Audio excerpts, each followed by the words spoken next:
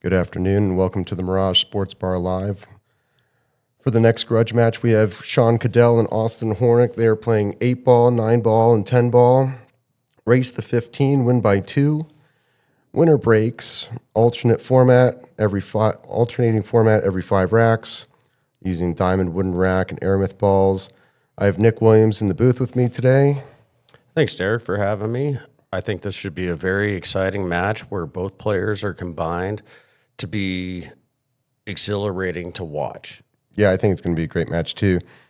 And then we have Brent Taylor reffing and racking for us today. They're going to play BCA rules, no modifications, and we're going to get started here in just a second.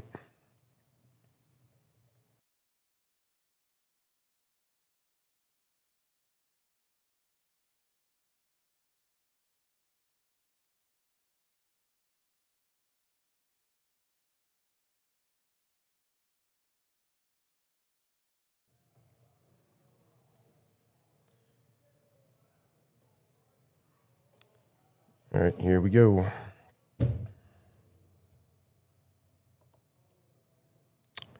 Sean, maybe. I think Austin won the lag there.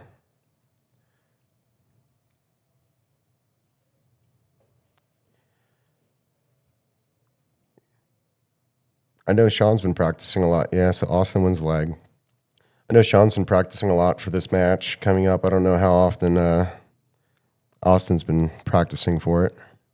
I think Austin's been practicing a little bit more as the week has gotten closer to the actual match. Yeah, that was actually a really good break.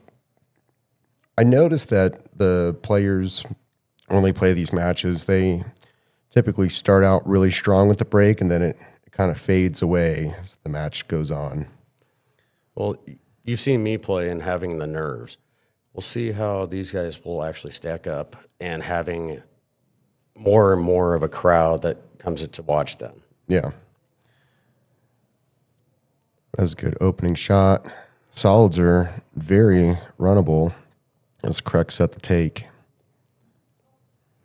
That's a good shot by Austin. Kind of muddled up the 2-7, though. Might be wired. But he's on the wrong side of the 6 to get back down. Unless he can get through that window between the 10 and the 11 and get on the 3 good to come back down table. If he plays a stun, he has a window. Yeah, he got a little too straight, though, on that 3. He's going to have a tough time, I think, getting back down table here.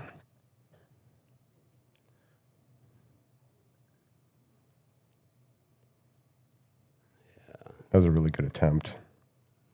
Because he was able to at least attempt that combo. Doesn't look like it's wired, but it might go. I see that Sean should be able to cut the 11 over and give him room on that muddled up part right there. Oh, the 14 got in his way. That's all right. He's got the 13 to get back for the 14. He's going to have a little bit of trouble getting back on that 9-12 unless the 9 goes down to the corner where he's standing. Yep, never mind. He's going to play a combination. That's not a bad idea. Make sure you block the pocket. Should be okay. That was a pretty good shot by Sean there. I think Austin's probably going to opt the kick at this 3. Then you got to think, oh, never mind. All right, playing pretty smart here. I would assume the lower rated players would attempt more ball making. So that was a really smart shot of him. Austin is a surprise for you. Sometimes he likes to play the safeties and then he looks for the long game. Yeah. Well, that's good because I would have been.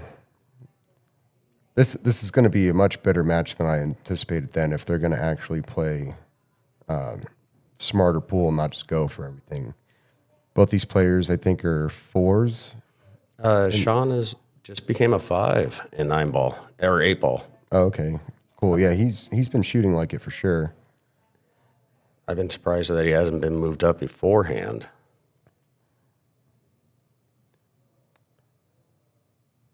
Yeah, and Austin's in a little bit of a pickle here. Sean's balls are in really good shape. Austin doesn't have much of anything to shoot at here.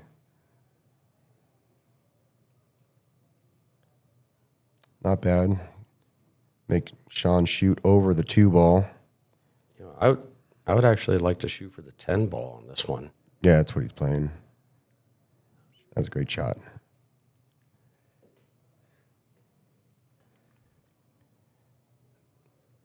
Now, if he can get it back to the middle of the table. I like playing the 13 right now. And you have enough angle that you'll hit the rail. You'll hit the rail right here and come back up. He's going to baby it.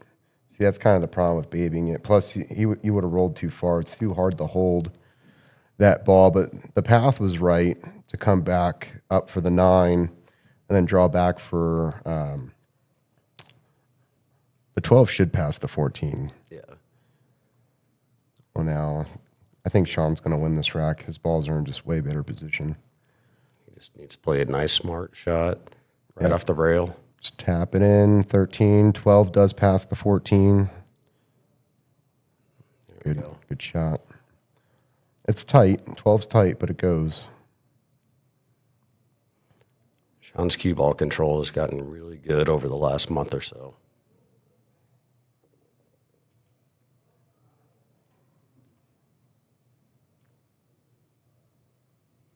Ooh, yeah. It went. That was a little bit of a tough shot, though, because it is tight. Oh, let's Austin back into it. Oh, no. He may have hooked himself. I think it goes around, even if he does have to play a little bit of rail first. He got down on it quick.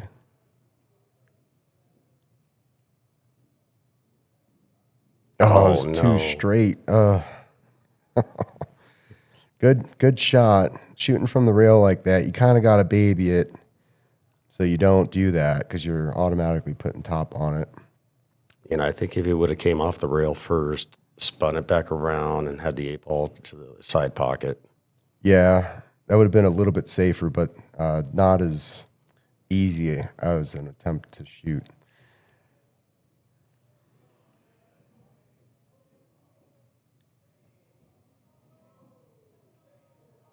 Oh, that's a bad spot. That's going to be a tough cut without having to scratch in the side there. Yeah, considering he's on the rail and has to put top on it, you might hit the tit of the pocket to avoid the scratch. But, man, that's a tough shot. Just pocket speed, get the 8 ball down into the corner. Just don't leave Austin something with a hanger. So he's calling the side. I like the side better because if you put top... Oh, okay, now he's called 3 different pockets now. I like cutting it to the side because you're putting top on it, and if you put right and you shoot through the ball, you'll probably just avoid the scratch in the corner. It's going to give Austin a pretty easy layup here. Take the first game.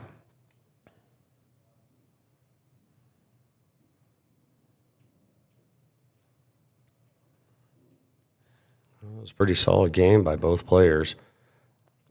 Yeah, I feel like they rushed it a little bit at the end there, but it was still a good opening match. If you want to play in a grudge match, the minimum race is to 10. With no handicaps, you must play even. Minimum of $250 per player, plus a 10% streaming fee starting in October. That's going to change to a $50 flat fee. Mandatory intermissions. Options will be given during negotiations. Third-party rack or referees provided. Players may choose and must agree on everything else. Format, rules, choice of balls and rack. If I don't have them, I'll buy them. Currently, we have the Aramith Blacks. We have Aramith. We have Predator. We got a whole bunch of different racks. And also winter break or alternate breaks.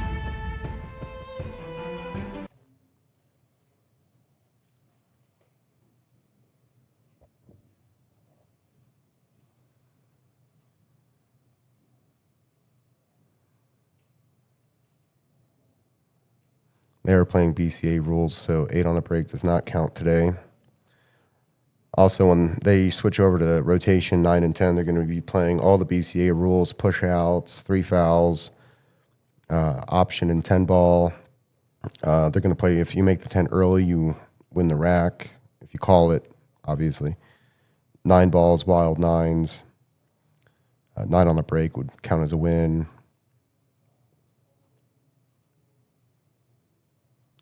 Just a little too hard. It's possible to slam those in the side, but it's not easy. That's a risky shot. I think I would take solids here and make the 2, use the 10 because it's open. It's an open table, so make the 10, make the 2, and get on the 3 or 5 to the side. Looks like he's calling a combo for the 3-1 or 3-7. Good shot. Oh, no. Oh, wow. How do you scratch like that? It's a hard one to scratch. Let's see what Sean decides to come out with if he sees the solids as being the open table still. Oh, yeah, I would. You gotta take that 2 ball out of there. With ball in hand, would you think about taking the 3-10-2 combo, leaving the 3 ball close to the pocket there? Only if I was really comfortable breaking the 6 out. I kind of like what he's doing here. I would angle it a little bit more. Here, I can. He's going to move it. I liked where he had it. He just needed to angle it a little bit more. Okay, he's going to play the 2. He's just going to use the 3 ball in a carom way, not the combo way. No, he's just going straight for the 10-2. Okay, well, that works. Oh no.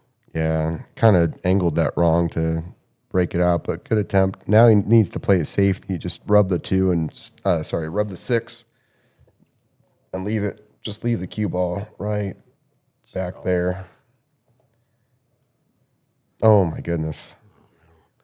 I was thinking going the other way, skimming it and leaving the cue ball towards the top rail there. Yeah, well, so the reason I like hiding it back there is it forces Austin to kind of just like blow all that out. Okay. If you send him down, if you were to send him down table, right, then everything kind of stays clustered up there, and he still has a shot on these 2 balls. Oh, that's correct. Austin's actually in really good shape here. He's got, I think, the advantage of the table. He has a very runnable table as long as he keeps his cue ball in control. I would have liked to have been a little straighter on that, but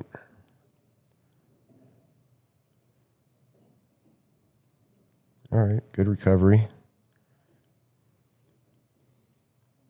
I'd slow roll the 11 in. Try not to bump the 10 and cut that 12 back down for the 15 and play the 10 for the 8. I think he was just trying too hard to hold it. Yep. You can always just slow roll the ball in instead of trying to play a stop shot. Sometimes you got to trust the table. Yeah, from that distance, your cue ball is not going to travel very far if you play pocket speed. Just like that. That cue ball didn't really move much at all. Leave Sean with a very long shot, no matter which way you look at it. I think I'd play the 1 ball here. He's not even looking at it. But there's room to play the 1, come back around the 11 for the 7. He's taking a really difficult shot here.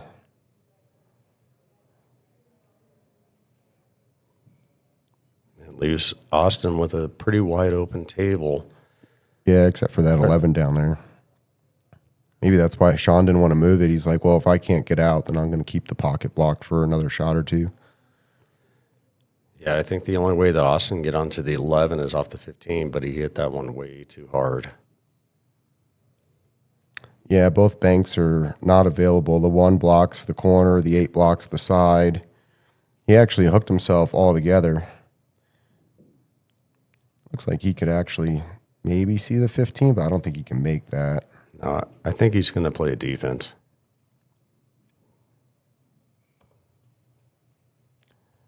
That was decent.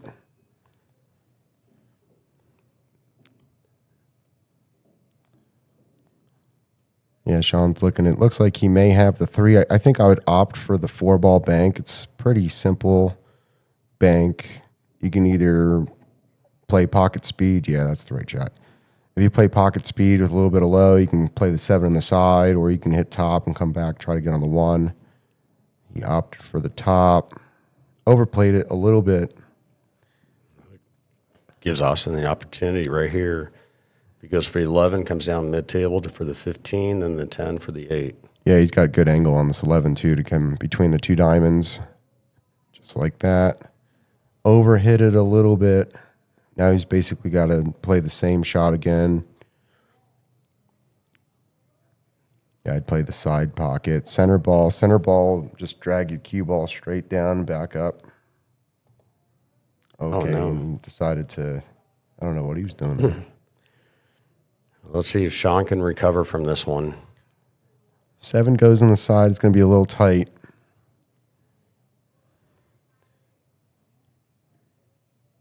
I think you might be a little too straight on the 4. Okay, so he's jacking up trying to draw this ball, which worked out. Usually if you're jacked up like that, well, use the rail, but I don't. Now if you can come down middle diamond, take that 7. Yeah. Get the cue ball around the 15 for the 3, then you should have the 8 in the side. That was good ball control. His back arm is a little high for what I would like to see. You could see it here. His back arm is just a little too high, in my opinion. He's making it work, but it's not an ideal thing to get in the habit of doing.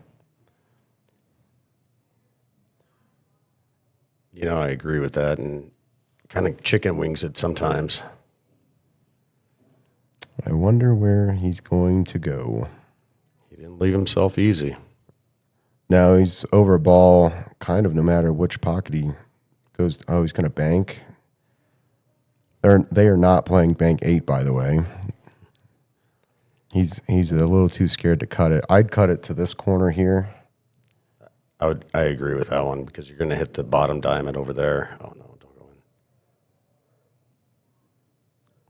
He's giving Austin another pretty good chance here to clean this up. If he makes the 15, he should be out no matter where he leaves himself. So I think if he plays a stun shot, he should come down towards the middle pocket down on the bottom side here. With the 15? Yeah. I think he'll end up like right here if he plays the stun. He played top. May have gotten away with it. This is a tricky shot because you got to let the ball kind of like go loose. And the problem here is this cue ball is going to probably do this and go towards the side pocket. As long as he just gets enough speed and don't hit it like that. He did hit the ball, though. It moved. Letting Austin back in with a chance here. It barely moved, but it moved. Yeah, Austin's in a little bit better shape now because he could slightly graze the 12 and send both balls up to the rail, or he could completely miss it and come back down. Oh, he's hitting too hard. Oh, I don't expect Sean to miss this one. Certainly hope not. All right. All right, there we go. Even up the match. 1-1.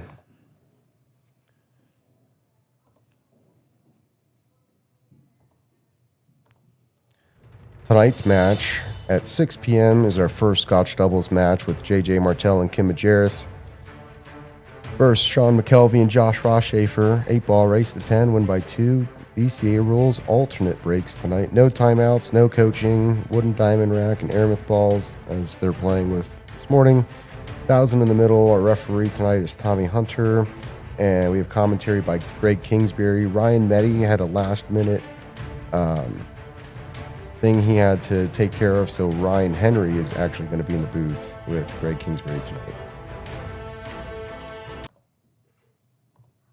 So are you going to be down here with them?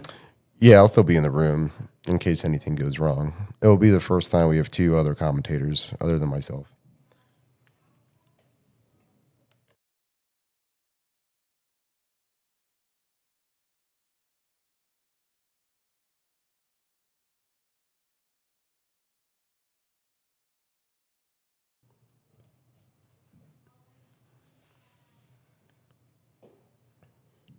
Not,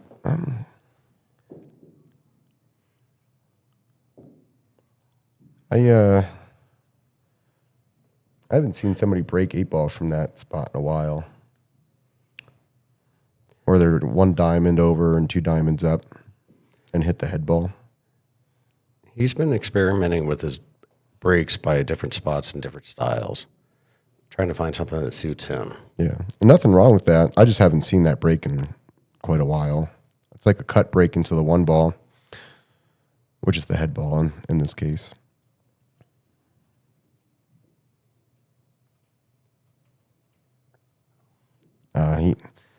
I think a mistake he's making is, so that's open table, and he had the 12 on the side, and he could have rolled up for the 14 to the other side, or played it off the rail and came back over for the 11 to get a little better on it. I feel like he's taking too tough of a shot to start. I agree with that. Same with Austin here, right? So he has the 1 ball, which is way easier to get on. You know, I think they're so used to playing APA that they're playing make it, take it, and not actually looking at the table after the break. That could be. Yeah, these 2 players aren't BCA players. I don't believe either one has a Fargo rating. No, they don't. But BCA rules are a little bit more popular. 7 should pass the 5.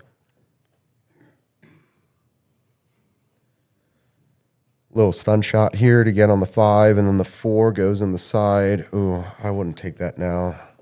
You're really good on the 7. Now what he's got to do. Well, he could still play the 7, but he might come out too far to play the 5. You know, he might end up like right here and then not be in good shape. He has 2 different problem balls, I believe. 3 ball down there. Oh, he went for a combo. Yeah, the 7 was definitely the shot to take before the 1. The 3's a little bit of a problem. He could have played the 4 or the 1 to get really good on the 3, because the 3, if he would have played one of these 2 balls, because the 1 was right there, if he would have played them over, he could have got on that 3. Oh, yeah, I could see it from this angle now. That was a good shot. He's got to get that 14 ball out of there. He's kind of good on it now. I think I would take the 10, so I'm a little bit straighter, but I would want to draw back to about here, just so I'm not on the rail. That's not bad. You just want to be off the rail to play this 14 ball, so you can try to pull it back a little bit and have the 13 or the 12. Oh, he's going to bank the 15. This is not a good idea. You're opening up the 3, and it's a low percentage shot. Yeah, you just open the table wide open. 7's a little tricky, but you could play the 2 or the 5. The 7 has a side pocket next to the 12. Yeah, hitting too hard. I think he might have gotten away with a little better than what he was expecting off of that. Yeah, he got away with it a little bit. Austin's going to have a hard time getting back down for these other balls.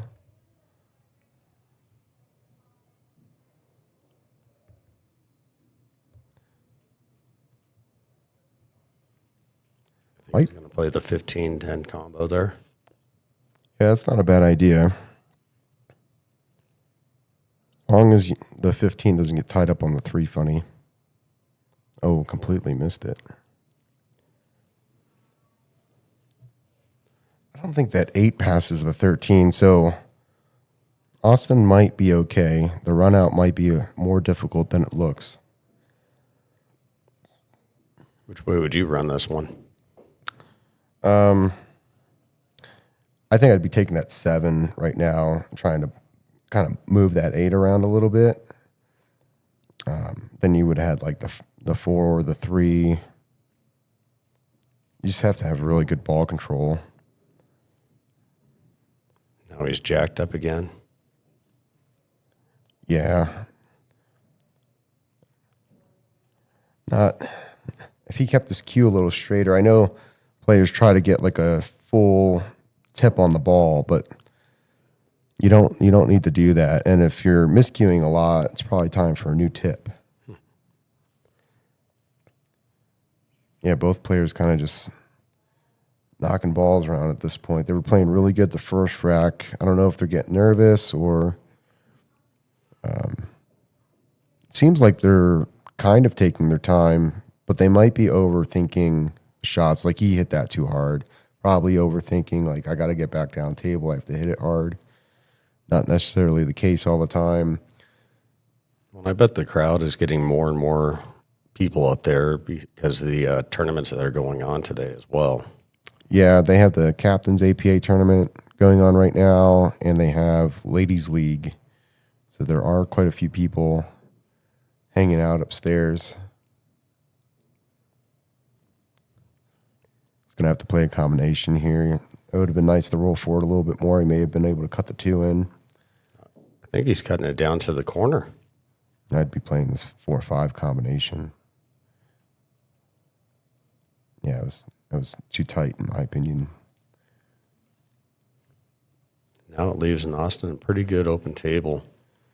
Comes across the 15, get back to middle table. Yeah, I'd prefer to be over here if he can hit this and come over. Yep. Got the right path, just needed to hit it a little better. Now just I think a little draw. Well, I think the 13 is going to be his problem now. Unless he gets dead straight on this 14. Yes, he could still cut it over here and his cue ball drift over. But you gotta make sure you don't hit it too hard. Because if you hit it too hard, it's going to hit this rail and come back out. And possibly break out Sean's balls there. Yeah, it could. And then you're going to have to try to bank this 13 in. See if you can control the ball here. Looks like he's playing some middle right there. Yeah, he overcompensated. Well, both 2 and 5 go to the corner.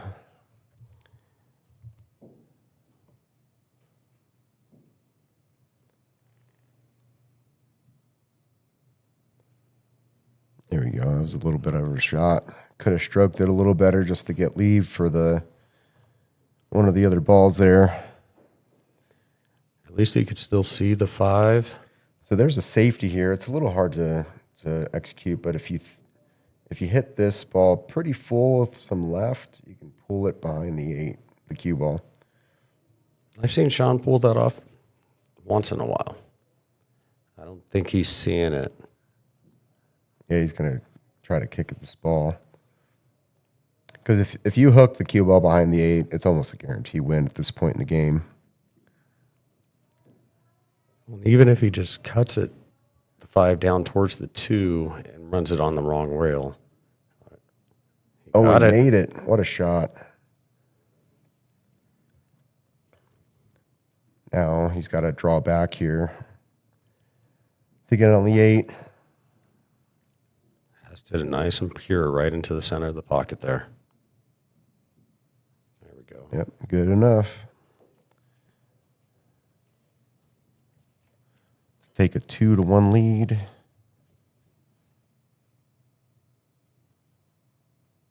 No. Ooh, he's going to get lucky. Yep. Put Austin right up on top of the ball. If he tries to cut this, he's almost guaranteed the scratch in the side. I think he should play a safety. Come at kicking at the 13 on the bottom, giving enough cue ball spin to get behind the 10 ball. I know that's a lot of cue ball control, but it also gives him more separation between the cue ball and the 8 ball for Sean. Yeah, I like that play.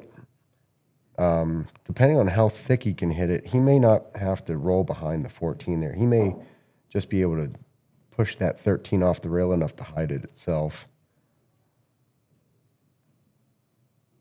It came out just a little too far, but it was a really good attempt. That's a hard shot.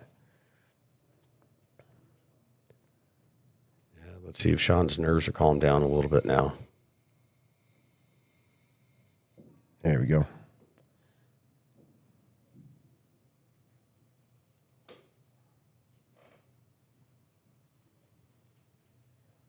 Two to one.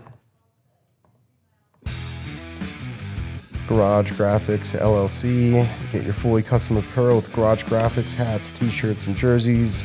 Need a custom piece for your team, brand, or next big idea? Scott Carter's got you covered. Check out his website at garagegraphics2.myspotify.com or email him at garagegraphics26@gmail.com. QR code on the screen takes you to the website.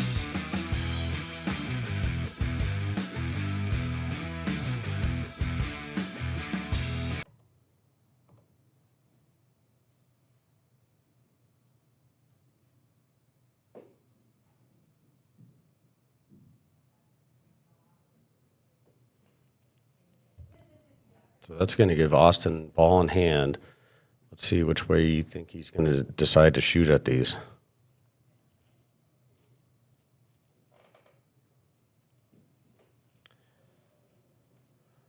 I was going to say I like stripes until I saw that 12 sitting up there behind the 8. Solids don't look all that great. I'd probably start with the... Well, that's not a bad idea because then you can get on the 5 and roll down for the 7. You just got to make sure you get good leave on that, which he did not. Now he's going to have to play the 6. The 5 ball is going to be his trouble ball now. It goes in the side, but 7-2 is a little tricky. You have to be under the 2 to play the 7. Well, that made it a lot more difficult for any which way he wants to go. If that 4 is not frozen, it might be a good idea just to play the cue ball into the tit, hit the 4, and leave both of them stuck in the pocket there. Is he asking for a hit watch or? Well, the ref, he's sitting down right now. I think he just...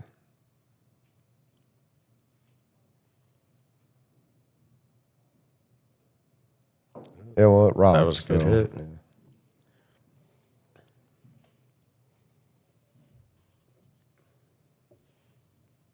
So the 12 ball still isn't an easy spot for Sean to get all the way around to. When balls are that close, just walk up to the table. Don't be afraid to get their line of sight. So you can stand at the table, right? Just don't be worried about getting in the way.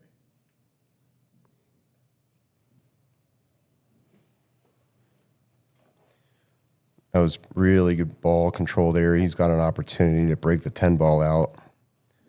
Doesn't necessarily need to be broken out, but it's probably going to benefit him to move it off that 5 a little bit more. Yeah, I agree with that. You got the breakout. Yeah, it benefited him a lot. That was a great shot. Play the 9, get on the 15. He still has to worry about what he wants to do with that 12. So what about taking the 15, bouncing it off the 4 on a cut down there, and try to break out some more room for that 8 ball and the 12? It is a shot. I played a shot like that yesterday twice. It's a little bit difficult. He definitely has the opportunity to do it. But with the 4 being past the tit of the pocket, you kind of have to like hit it pretty hard because you're swapping the balls out. Like the 4 would pop out of the pocket. Okay. You have to hit it really, really pure. If you're a little off, it's just not going to go. But yeah, it is a good shot to know how to play. He's in good shape here. If he just rolls forward a little bit, he'll have a good angle to come up and try to knock that 12 off the rail. Oh. But yeah, he's got really good angle. He would have more than likely at least hit the 12. Right.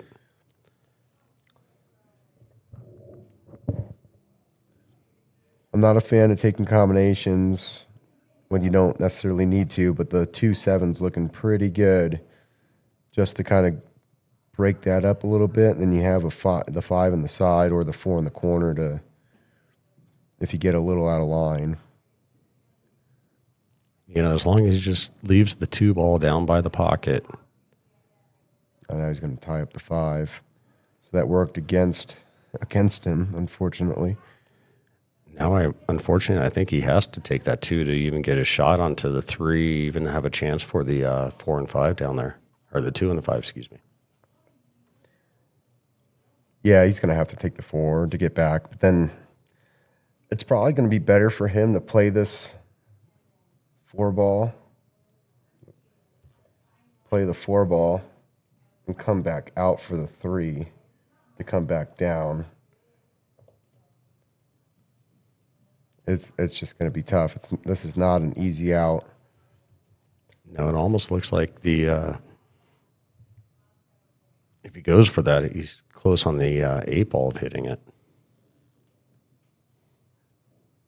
Maybe he's thinking about a safety here. They called the 4. He's going to have a shot. Well, that wasn't the worst thing that could happen. He knocked the 15 out of the hole, took away a duck from Sean.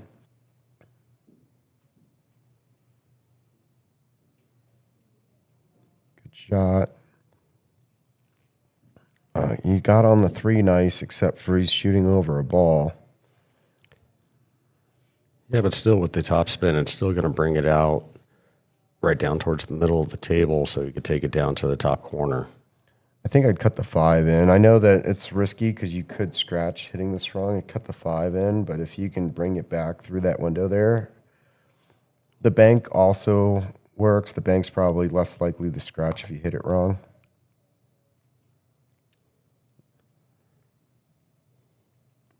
He would have got hooked.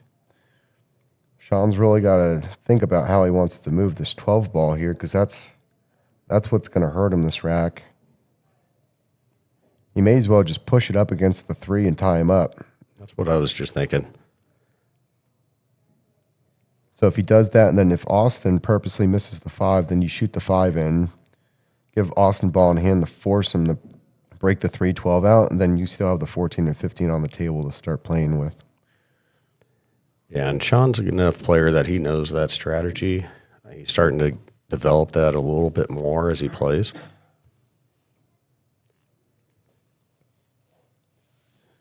Yeah, looking good. Don't hit it too hard. You don't want to leave it in front of the pocket. Well, I guess that's not what I was expecting of Sean to play there. Austin's got to be careful because if you don't play this right, you're going to get stuck behind the 14 or the 12.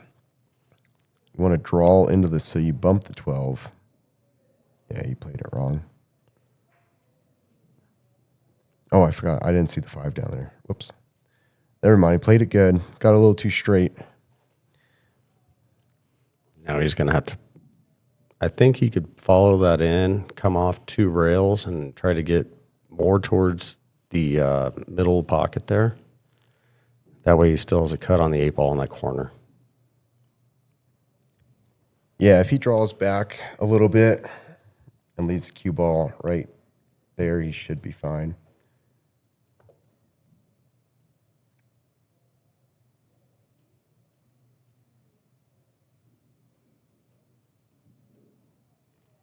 Not bad. I mean, he's got to look at it. It's a little off the rail, which makes it easy. You can overcut this a little bit and still go in. I'd be worried about the scratch on this one of him hitting it too hard. Overcut it. Give Sean a real good look. He's got good angle here to come back down for the 14 in the side. Or he could just play the 14 in the side and leave angle on the 12 to come back up for the 15. What about taking the 14 to the side, playing the 15, and using your 10 ball as the money ball for, or 12 ball, excuse me. Yeah, you can go that way too. So he went with the first option I had mentioned. He got a little too straight here. I would have preferred some angle going this way.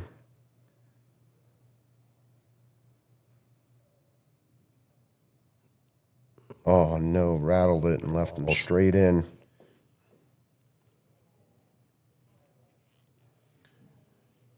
Straight in shot to tie it up 2-2. All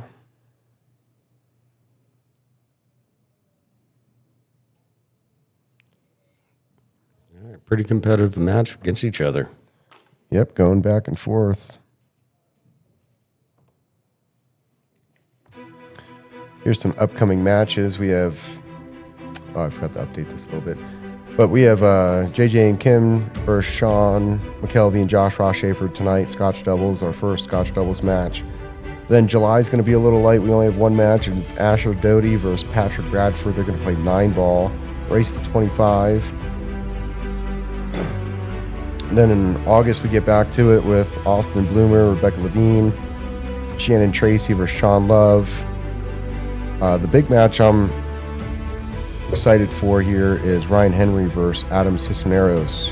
Ryan Henry's going to be in the booth later today with Greg Kingsbury, but that is the match of the year so far that I think is going to be really, really good. Ryan Henry just won the 8-ball Las Vegas VNEA championship, world championship, and he got second place in 9-ball. And Adam Cisneros is ranked 11th in the state.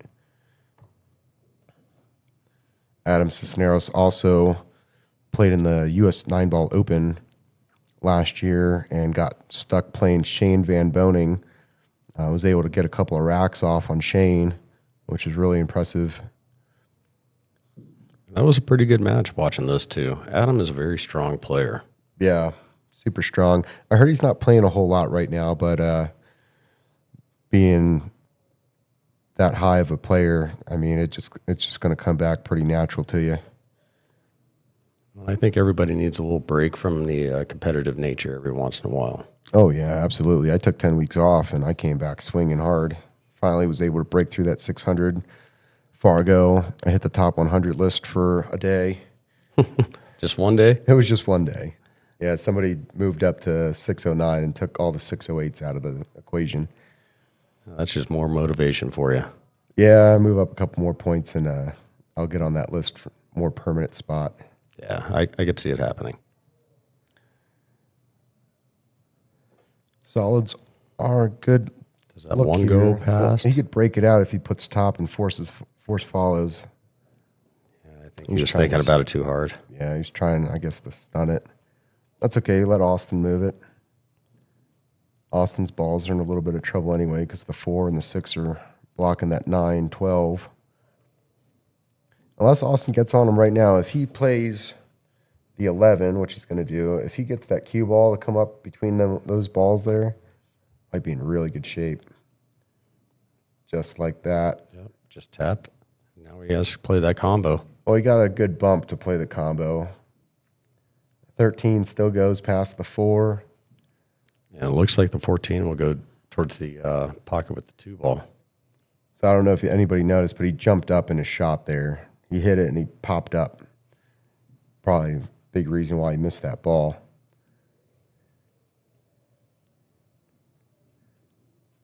Yeah, Sean's got a little bit to think about here. I think I'd play the 5 on the side. It's a tough shot, but get your 5 ball out of there because it doesn't really have anywhere to go. You could play it in the corner and rub the 13, but then you may not have a real good shot afterwards. I like playing the 5. It's a little straighter. Then you can cut the 6 in. Well, now he's really got nothing but I could play the 3 down, but then what are you going to do? Hopefully get onto the short wheel for the 1 and come back down for the combo on the 5-6, but that's not very high probability. I don't think that 1 ball goes. I think you got to break it out. Well, that was a good controlled shot, but he's going to have to play this combo. But you don't want to run out too quick because that's where you get in trouble. So if he makes a 6 and then plays the 5 and has no plan for the 1, I mean, depending on your opponent, know your opponent, it could be very dangerous. Yeah.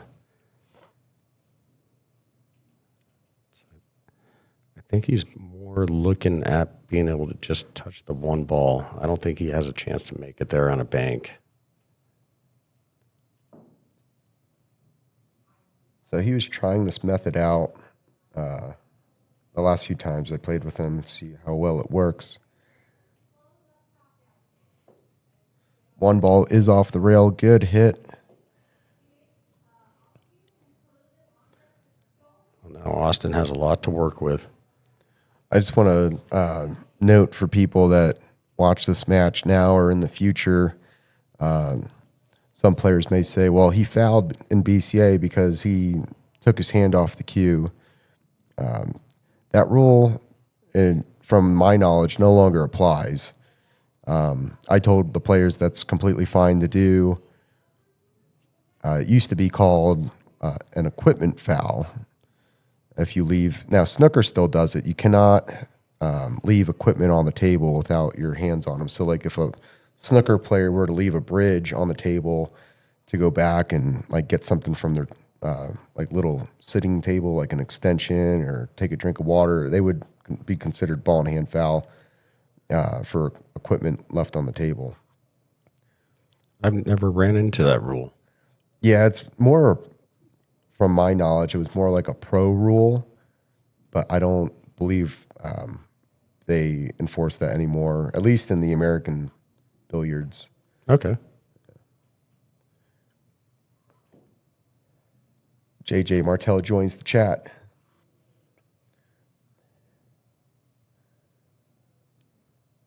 All right, JJ, who you got on this one? I could tell you who that is. I'll let him say it, though, in the chat. That was a good shot. You can play the 14 all the way down, use the rail to get on the 10. So you can play the 14 down. Cue ball would come off the rail, back for the 10.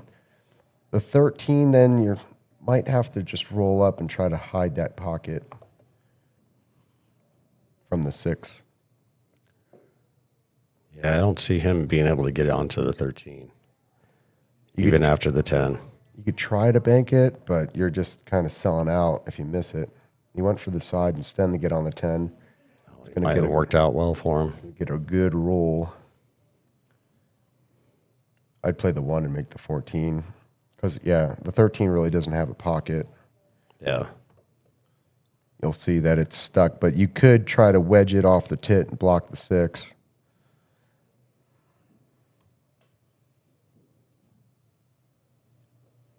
This is a bad shot if he's going for the 6 because you're just going to open the pocket up. Yeah, it was not good. Not a good shot. Now what are you going to do with the 1? I think he's going to try to get back onto the short rail on the side of the 1. It looks like he might be playing a defense. Yeah, he didn't have a plan for that ball there. Now he's kind of stuck. Yeah, that's who I figured, JJ. I figured you were rooting for Sean.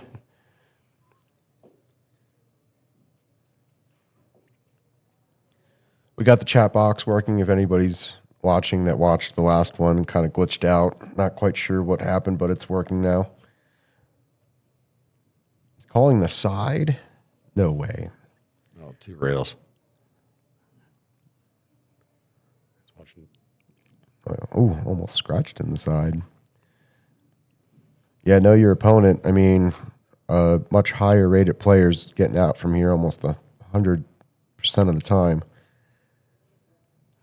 See how Austin plays it. If he, I'd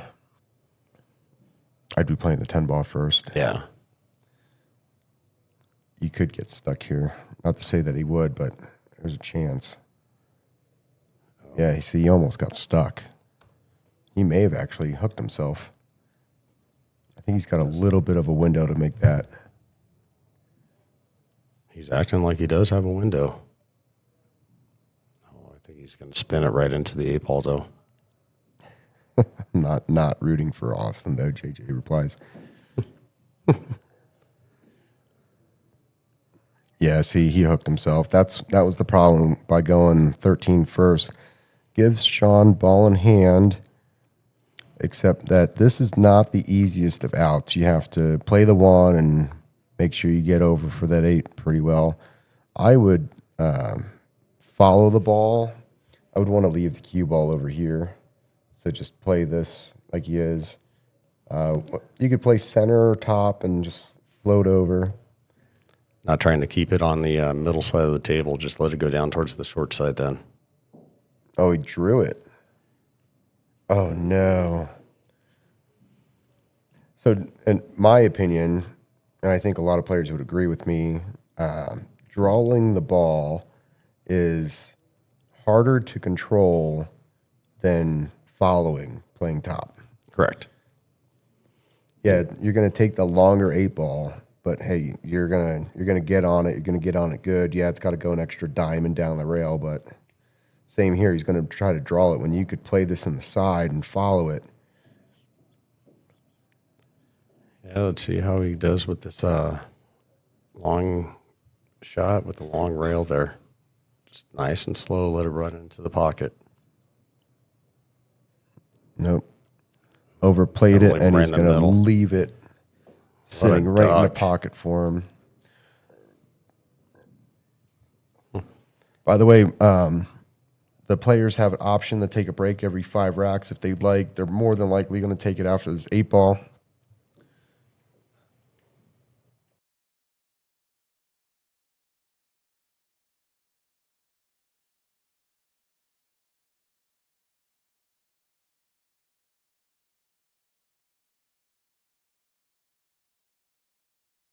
Draw is much more fun. Looks like they're going to take a break. We'll be back in 10 minutes.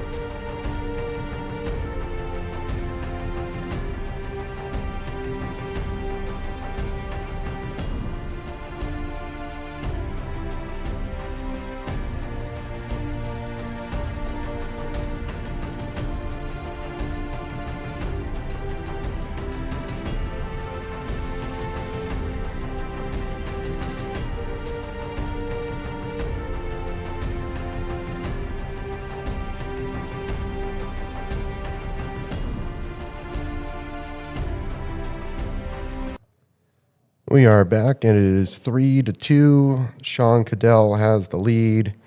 Both players are playing pretty good. Both getting down to the 8, making a few mistakes. I'm sure the nerves are on them a little bit at the moment. You know, and Austin actually said he didn't really have too many nerves on that first set there. He just talked about how he keeps popping up. Oh, so he noticed it. That's good. Yeah, he said he did on that last 8 ball as well.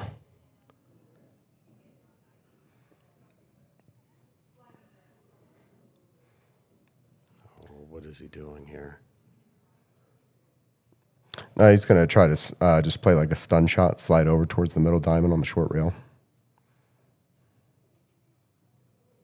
Oh, he hit that way too hard. So they're playing 9-ball now. Just typical, regular old 9-ball. If you make a ball, you keep shooting. Wild 9. If 9 goes in, you win. They're playing 3 fouls and push-outs. Not that I expect either one to really do any of those. I don't think either one of them has ever done a push-out in a regular match. Yeah, so for those listening, if you don't know what a push-out is, after the break, the immediate shot after the break. So if you make a ball on the break and don't scratch, then it's still your turn. You can literally do whatever you want. You don't have to hit anything. You don't have to hit a rail. You could shoot a ball in out of turn. No matter what you do, it's not a foul as long as the cue ball stays on the table. But if you leave the cue ball in a bad spot, then your opponent can tell you to shoot again. Well, now the foul comes into effect. So if you miss the ball the second time, it's a foul. That was a good shot. Push-outs are very strategic shots. Some people think, oh, I could just push the ball around. No, it's actually pretty strategic. You have to know your opponent, and be like, okay, well, I could leave them over here, and it'll be a difficult shot for them. Like, I'm still giving them a look at the ball, or I'm good at jumping, so I'm gonna push the cue ball into a jump shot position. That way, they give it back to me, and I have a higher chance of making it. What I was always taught was when you leave a push out, make it as a shot as hard as for your opponent, but something that you feel comfortable making. Yeah, pretty much. Yep. Sometimes you can like leave them straight in. Say like you push on the 1 and you leave them have a straight in look at the 1 ball, but the 2's tied up. Well, I don't want to, or the 2's really hard to get on. Well, I'd rather my opponent break the 2 out, so leave him straight in on the 1, kind of bait him into taking it, and then he's got no shot on the 2, right? Yep, exactly.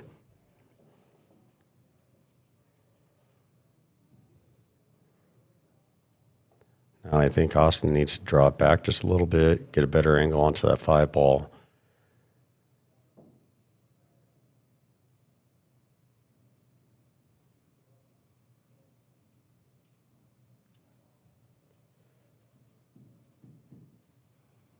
Now if he takes it into the side, I think he has to go all the way down to the rail, bring it back up for the 6.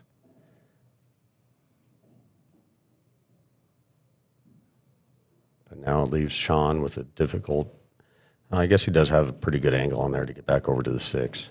He's a little straight.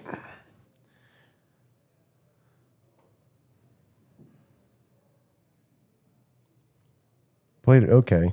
So this is a little difficult, but you could you could thin the 6, right, and try to send that cue ball up there. It's a little hard to do. And then just leave the cue ball down on the other side of the rail? Yeah, table? Behind the 8-9. Yeah.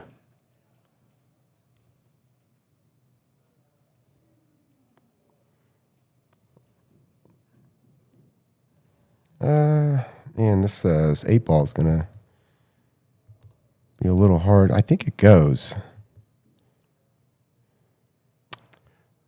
As long as he gets back towards the middle of the table near the other side pocket, I think he's got a good shot at making the 8.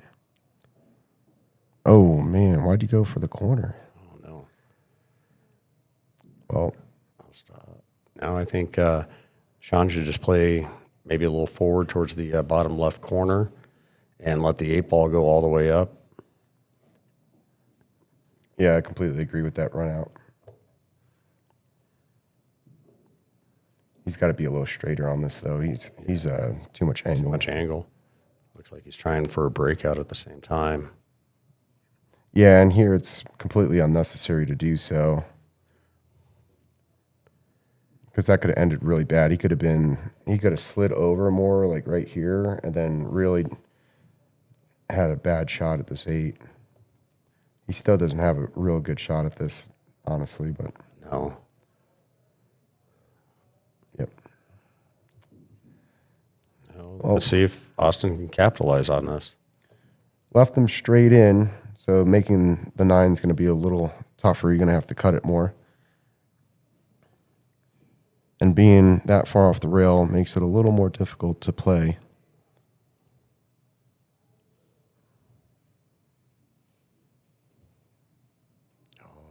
Rattled it, trying to cheat the pocket to get over on the 9 better.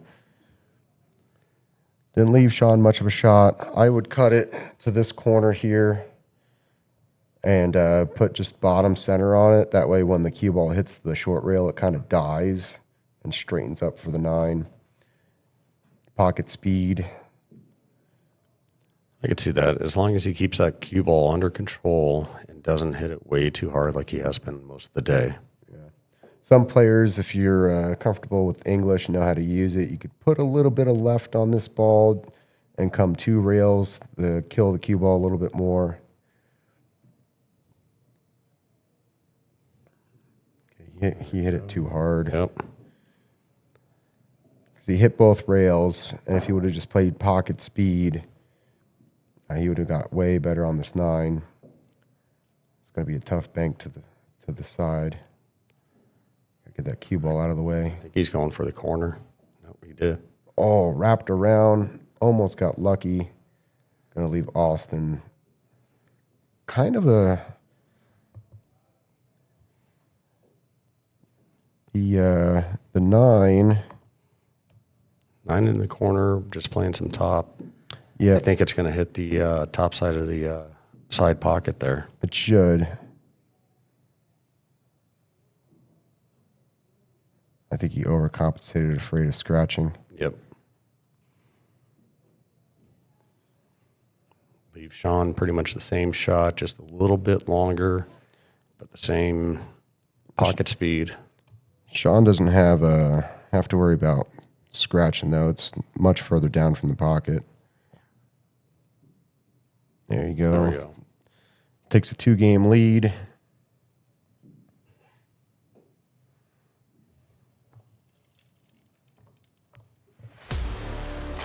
We have free poker tournaments here at the Mirage on Tuesdays and Thursdays in the Garden Bar. Is the lower half of the Mirage. If you go down the stairs in the middle of the building. Registration starts at 6. Cards fly at 6:45. Cash prizes, drawings throughout the night. And ask about our other poker tournament events. There are some that are on Saturdays and charity events and different tournaments like that. So if you're a poker player, come on down. Good time.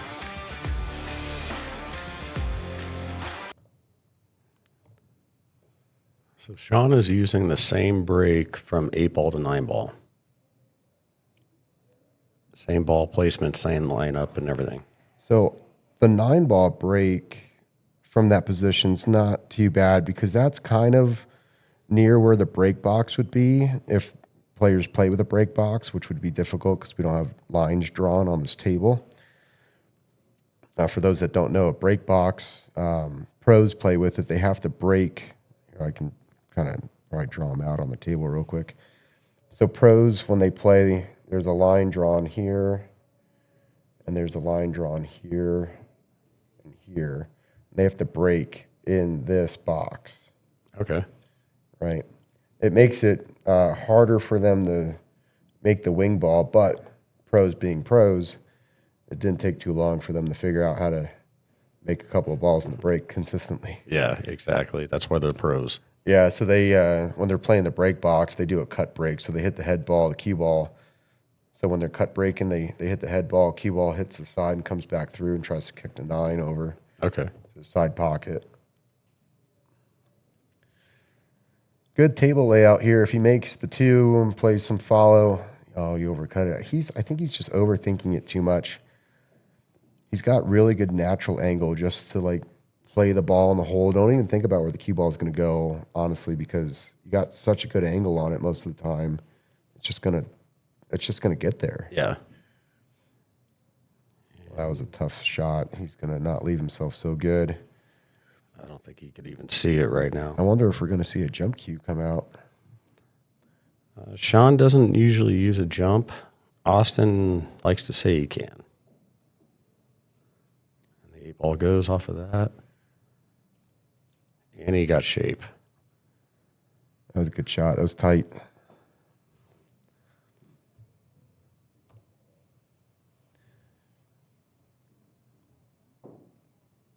Good play. Use the rails. Come back out.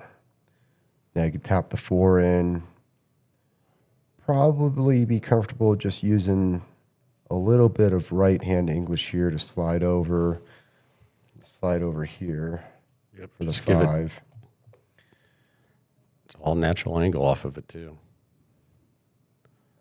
Oh, he overhit it. Oh, and he scratched even worse. See if Austin can pull himself together here and not overthink the shot. Kind of like what you were talking about earlier, as opposed to playing a draw on this one, just have him play it forward. Yep.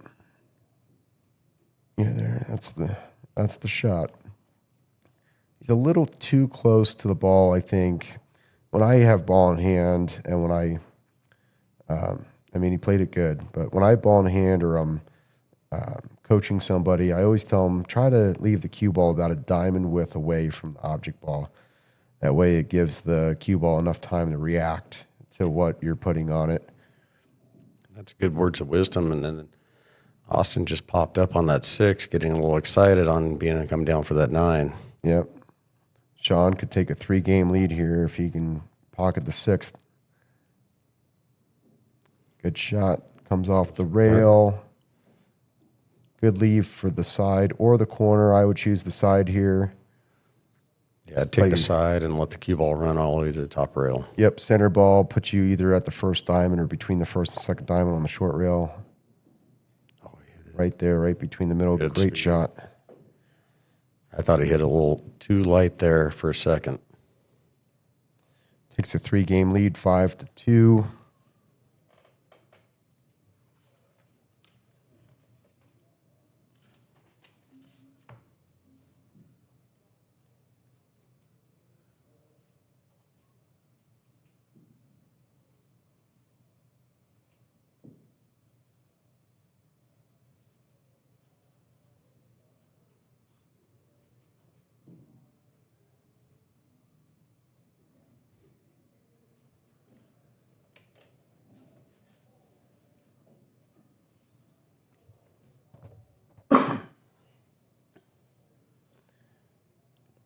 Yeah, so you'd be like right on the edge of the break box.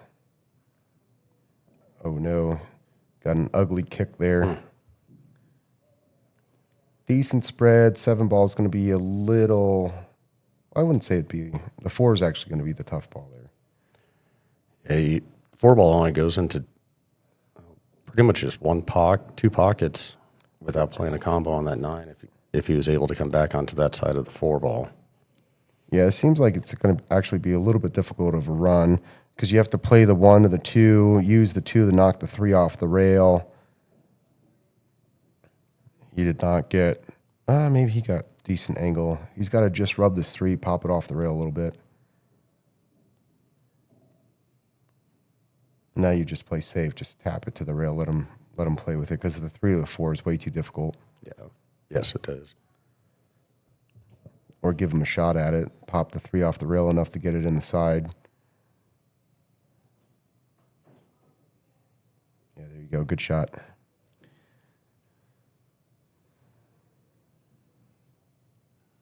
Might be a little difficult depending on your skill, but you could play this 3. You could play this 3 ball with bottom right, or center right and try to get it up behind the 6 and send that 3 down to the other corner. Still not a bad safety. I think I'd bait my opponent and just push it right in front of the side there. Clip the rail, put it right in front of the side, make him go for it. Oh, that was a pretty decent shot. He's got good angle, too, now to come back for the get behind the 4, as long as he doesn't get behind the 6. There we go. That was great. Great shot. He's actually got a good chance here at running out.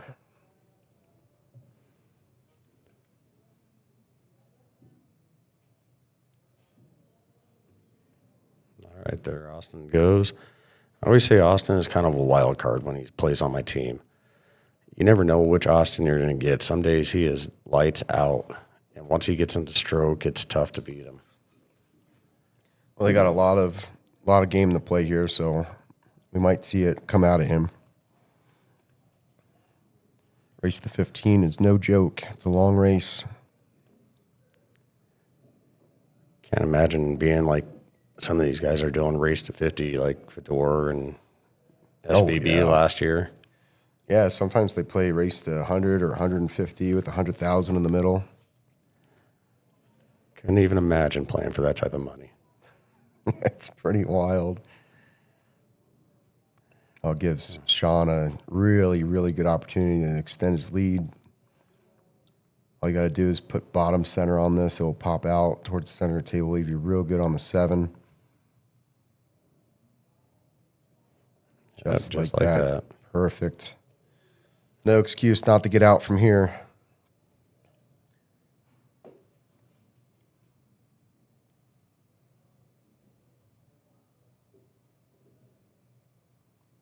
It's 9 ball to take a 4-game lead. Here we go.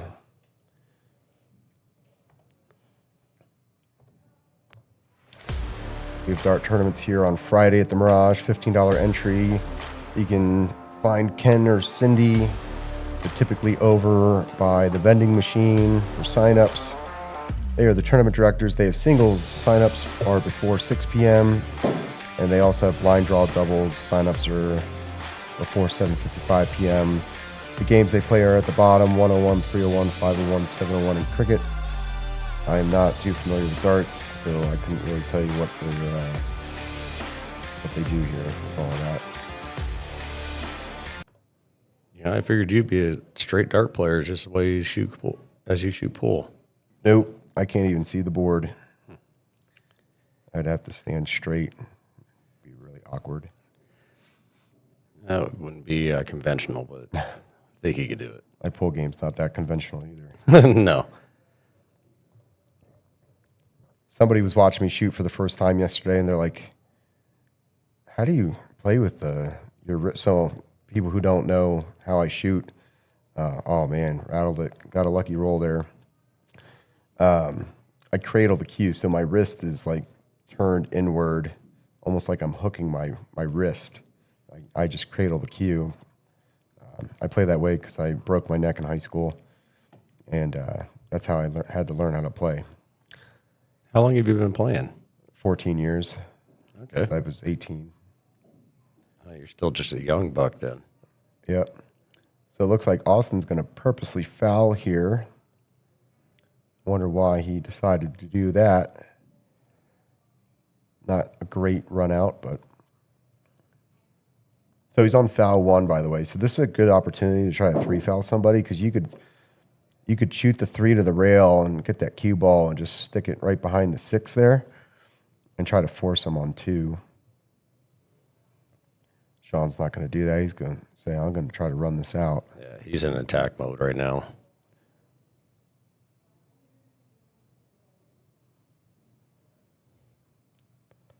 I think he hit that a little harder than he really wanted to. Well, he could try that safety again, hit the 4.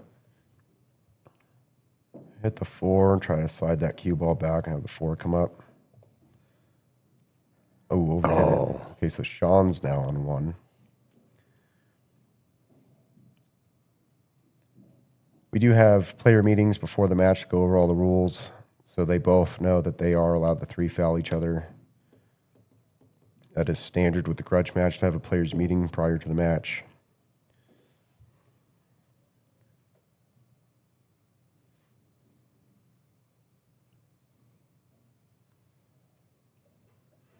I think this is a pretty runnable rack for Austin as long as he stays smooth and doesn't hit it too hard. Like that? Yep. He tried to play a stop shot.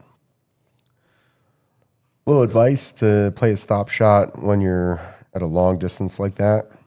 Instead of trying to hit it really hard to stop the ball, play lower like you're going to draw the ball, like tip the felt low, and just play like a normal pace. Oh wow, he titty hooked himself. Hooked himself right behind the tip. But yeah, if you play lower on the ball with a longer stop shot and just play a nice smooth stroke, you're going to get that ball to stop and not draw back. It's unfortunate for Sean hooking himself here this late in the rack.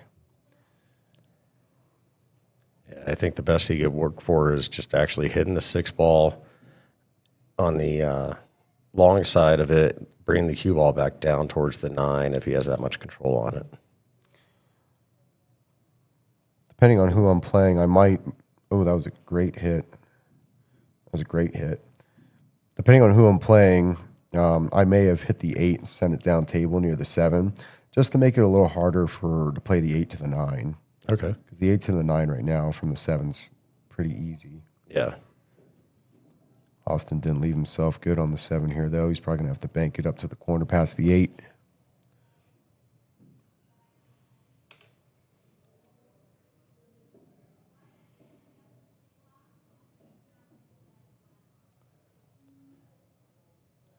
I think he's going to leave Sean a pretty good shot to get onto the 8 ball and just bring it back down for the 9.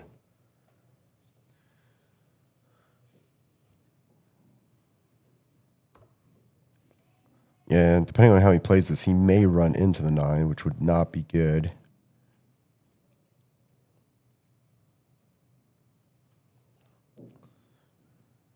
Pretty decent shot. You just want to put top center on this. You'll float up towards the other corner and have a good shot at the 9.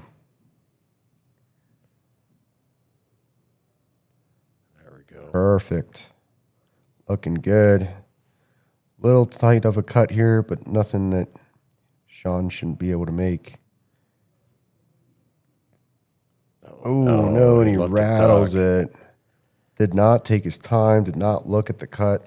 He should have been standing over here, like, let me just verify how to cut this in. Take a walk around the table sometimes. Yep. All right, so Austin luckily gets another game on the board. That could have been pretty devastating.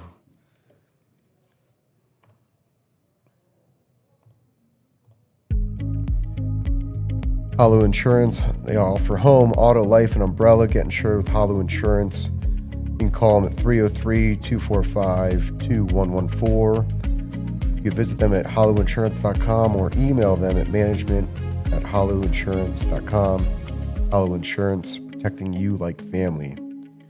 They are located in the same building as the Mirage on the northeast lower corner.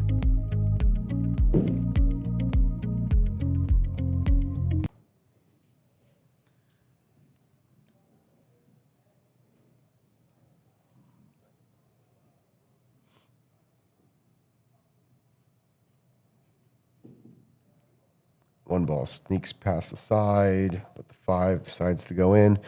Pretty decent layout. You could just slow roll this into the side.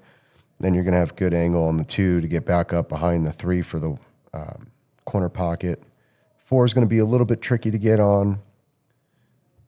But after that, it should be pretty routine. Overhit it just a little bit. Would not want to be this far from the 2. But he's got the correct angle.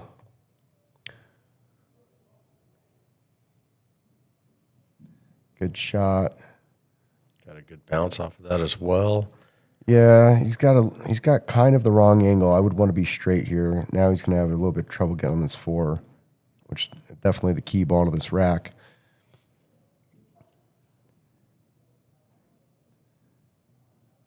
Played it good. Looks like he doesn't have quite the angle to bank this ball. It might go off the 7 if he hits it. If he hits the 7 kind of full. Yeah, I don't think he could pull that one off. As long as you get it over near the 7 and send the cue ball back behind the 8, it's a little difficult to execute. But if you clip this 4 and have the cue ball come down, have this 4 kind of drift over. Oh, I almost made the 9 as well. I play it safe here almost every time. Bounce the 2 ball down rail, leave the cue ball down here behind the 7. So I cut the 4 Or 4, excuse me. into the rail, try to send it behind the 8, and send, either right there or behind the 7. Either way, just get that 4 ball behind the 8. So he tried it. He just hit the 4 a little full. He didn't leave Austin. I'm not sure Austin could see the 4 ball. If he can, it might just be a partial side of it. Well, it's definitely got the side pocket. I don't know if it has the corner.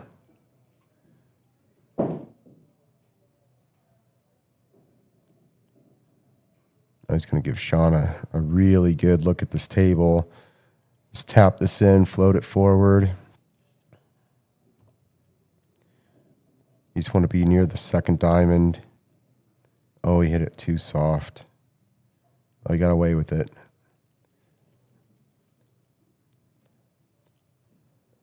It's one of those that I've heard you always say, use that rail as your back guard. Oh, yeah, I use the rail all the time. Rails are your friends. It's a really good idea to use them. Now, if Sean can control the pace here and get back onto his game and actually look around before jumping up and shooting it like he did on that 9 ball. Oh, no. Sean Kadel is just saying, hey, Austin, I want you to be a little closer to my number here. Sean could have a commanding lead right now if he would have made the 9 and not have scratched on that 8 ball right there.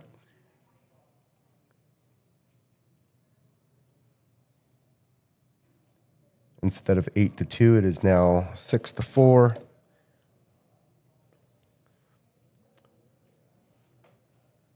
So are they going to take a break, or do they think they're going to play through? They're probably going to play through. I'm going to check with the ref right now.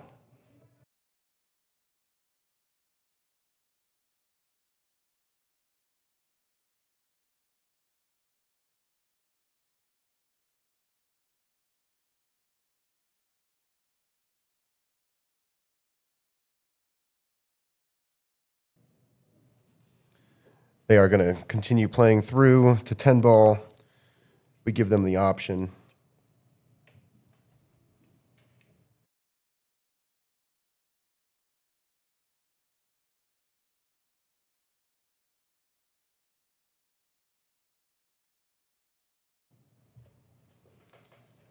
They're going to proceed to 10 ball. Rotation goes a little bit faster, so I give the players an option to continue playing through after the 5th rack.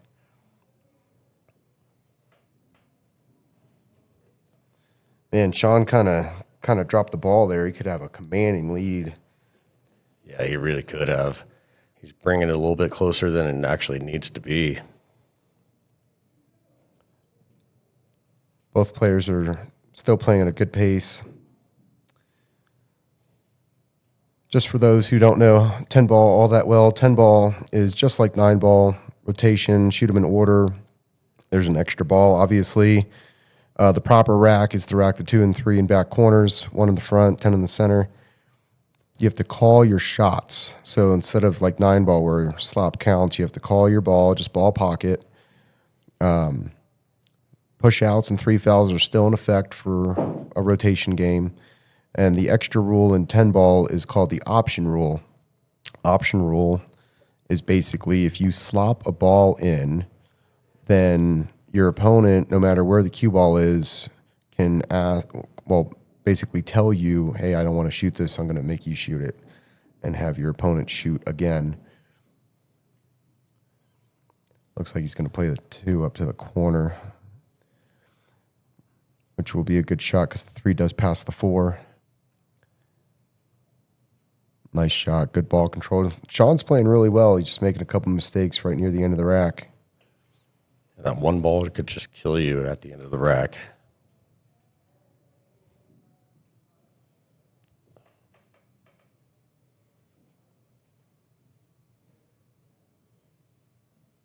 Now it's looking like he has to kick at it, and the angles are not really there for him to actually squeeze it back down to, for the 4 ball.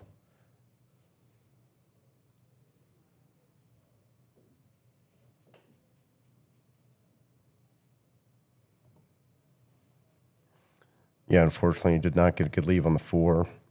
That's going to be a really difficult kick. The 6 is in the way. I'll be surprised if he gets past the 6. Yep. 7 ball is going to be the tough ball here. 6 to the 7 is not going to be easy. I kind of see if Austin gets there, I kind of see him maybe trying to play the 7-10 combo. They are playing that if you call the 10 early, it will count. 10 on the break does not count.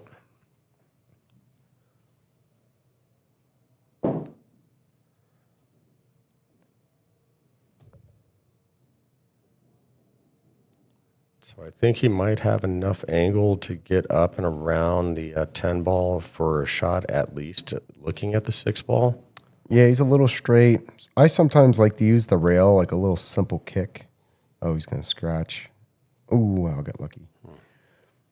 Yeah, sometimes even though it's like, yeah, I'm a little straight in, but man, I really need that angle. Instead of trying to cheat the pocket, I'll play rail first and kind of cut it in. That way I can send my cue ball down table. Kind of use the force of just your stroke getting it around. Yeah, use the rail to help out instead of trying to force the ball in. It's a good opportunity. Play safe. Just roll it up on the 8, send it maybe behind the 6. Didn't quite get there. I would have played it a little thinner. That way the cue ball travels more. But still a good shot, good safety. What do you think Austin's going to do with this? Wow, he's going to try to cut it up the rail. It's tight.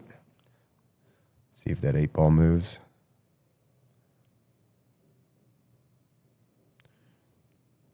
Oh, he made a good hit. Hit it full, which what I expected him to do is hit it full. Got a good leave, lucky leave out of that.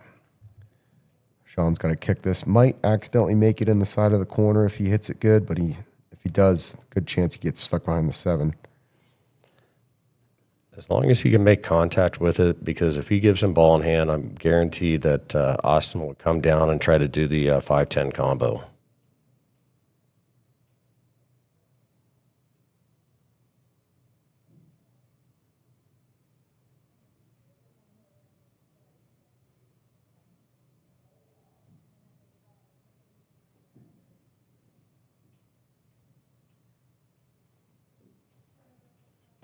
So Sean just elected to hit the 7 into 5 to prevent that combo, giving Austin ball in hand.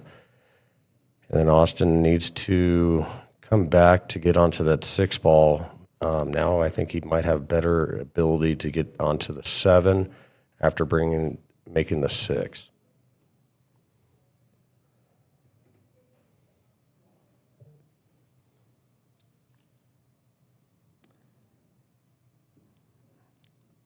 Going to be a little bit of a hard time getting back on that 7. And he popped up again. Yeah, it popped up again. Overplayed it, overthought it. Leaves Sean straight in. Plenty of space between the ball.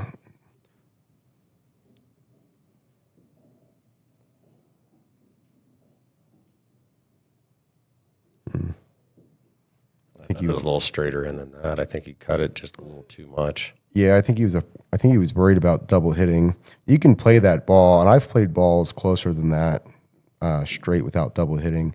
It's one of the only times that it's a good idea. And only legal way to really hit the ball is to poke at it. Okay. Yeah, so if the balls are too close together and you poke at it, you have a better chance of not double hitting the ball. Because once you hit the ball, your tip stops, you're not following through. Gotcha. Okay. Ooh, no. Side pocket. With the way that they're playing right now, I almost think Sean should take that 8-10 combo just to get it out of the way and get it done with. Oh, yeah, I would. Oh, he's going to go for the run out. Interesting. Not a bad play. I mean, it's not a hard run out, but that's a really easy combination. Yeah. The 10's, there you go. All right. I was going to say the 10's only about a ball from the pocket.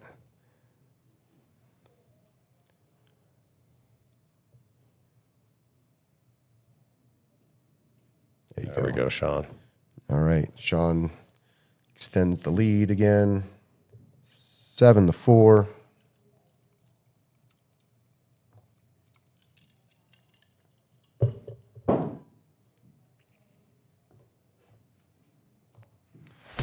We have BCA tournaments here on Monday at the Mirage. Sign-ups at 6 p.m., start time at 7 p.m., $10 buy-in. It is not reported to Fargo, but they do play the BCA rules. 8-ball on the winner side, 9-ball on the loser side, true double elimination, race to 3 unless you're over 600, then you have to go to 4. If you're interested in playing, come see John Rolston, who's usually sitting at table 11 or 6.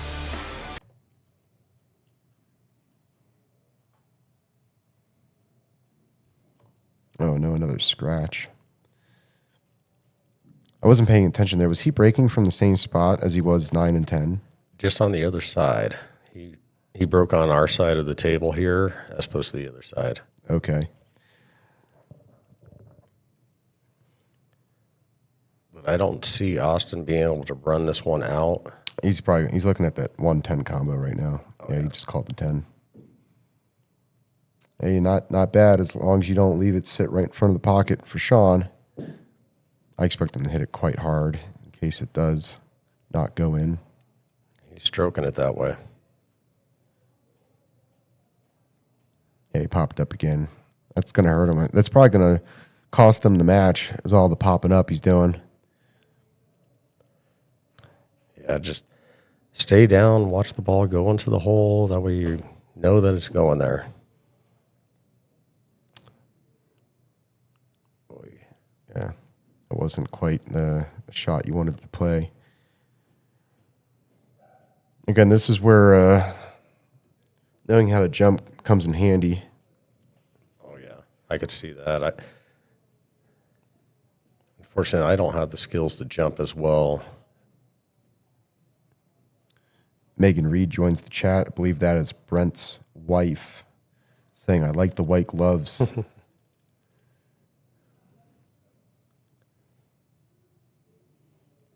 Hey, not a bad attempt.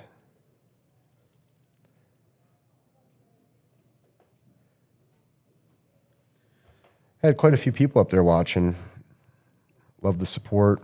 Sandoval's are here. Patrick Bradford and Aaron are here. Jason Hudson's here. We got a couple other people. I wasn't too sure who they were.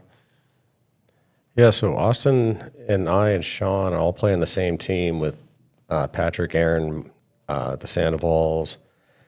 So pretty much everybody up there is rooting for both players at the same time. That's good. Good support on both sides. Not a bad attempt. Table's hard. Table's a hard layout right now, so not quite selling out with the 3 here.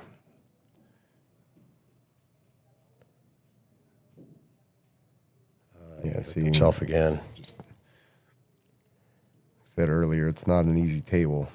Would you have played follow on that one and tried to come down around the corner to squirt it back up, as opposed to drawing it and drawing it right into the rail? Well, you could draw it in the rail. He just didn't put enough bottom left on it because you can draw it on the rail and have it shoot down. Okay. Oh, we just missed it. Scratched anyway in the side. Again, not an easy table. I don't expect Austin to run this out. If he does, good on him. I think this would be difficult for even myself to run out. I'd play the 4 on the side over here. Leave it here for the 5. Make sure I can just float the 6 forward, play the 7 on the side, 8 to the corner, 9, and then the 10. But it's not easy. The 5, 6 is where it's going to get a little difficult. And even 6 to the 7 is going to be, yes, he's already on the wrong side of the ball. Yeah. Well, if he plays a stun shot here, he could use the 9 to help the 5 in, kind of straighten the ball out. Yeah, I got a feeling he's going to try to draw it back over to this far long rail. Yeah, it was a pretty good shot. And you got good look at the 6. He's going to either bank it or play it safe. I like trying to play it safe. Get separation between the two balls. Yeah, if you play the cue ball into the 6 on this side, send your cue ball back here and 6 up there, you can get behind the 8. Yep. Or the 7.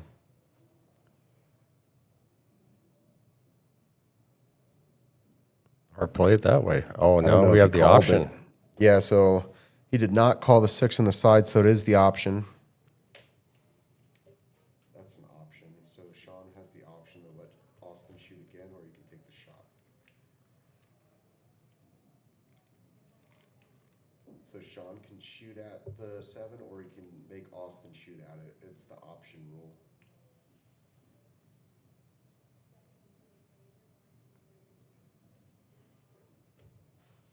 Okay, Sean's going to take the shot, as would I. If the 7 was on the rail, I might be like, oh, yeah, I'll let you shoot it. Yeah, but he has a good direct shot right into the side there. Perfect. Great shot. Good ball control. You got to play the cut on this one, not go for the bank, right? Yeah, you just play the cut.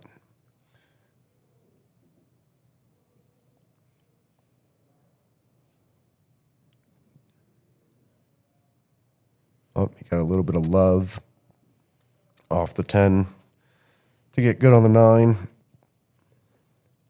All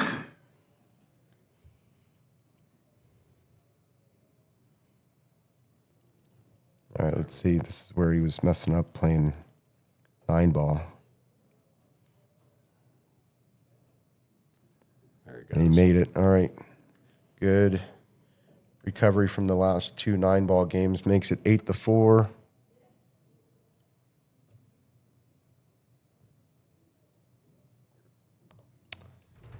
We have a match coming up in July, on July 18th at 5 p.m. Asher Doty's going to play Patrick Bradford. 9-ball, race to 25, rack your own. BCA rules, winter breaks, no 9 on the snap, but wild 9s after that. Free foul and push-outs will be in effect. Magic racks and Aramith balls, 500 in the middle. We will be streaming live on Facebook and YouTube starting this match. We'll have JJ Martell in the booth and Rebecca Levine reffing and racking. That should be a fun match to watch. Lots of scratches on the break here, playing rotation. Yeah, we just had Dennis Cornelli and Kyle Ruppert playing race to 17 9-ball, and it only took like 3.5 hours with the breaks. That was a nice contrast compared to the morning match. Oh yeah, that was long. That was very, very long. So yeah, I expect Asher and Patrick play better than Dennis and Kyle, so I kind of expect it to take roughly about the same amount of time. I'm actually surprised by Asher's Fargo score. Maybe he doesn't play enough, but I thought he would be more like in the 580s. Yeah, he does play around 580 speed. He doesn't play enough. That's why it's not moving.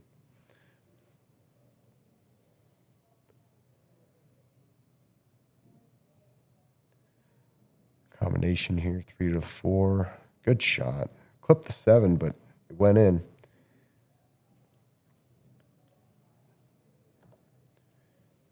play the 3 down past the 6. Pocket speed. That way you have good angle on the 5 to float back over for the 6. 6 to the 7 is going to be the tough shot here. I hit it too hard. Looked like he was using a lot more draw than he really needed to do.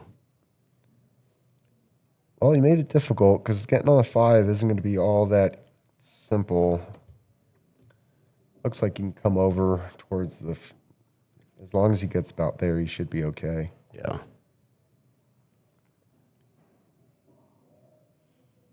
Oh, and he scrapped. Ooh, wow. Well, didn't help him. He can see it to just clip it a little bit.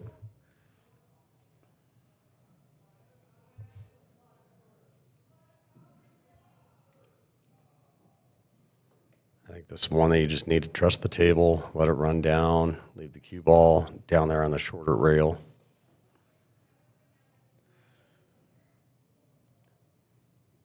No, you got to know your opponent, right? So, like, you can tap the 5 and leave it straight in and just hope that he doesn't get on the 7 good. He said 6 to the 7 is going to be the tough shot here.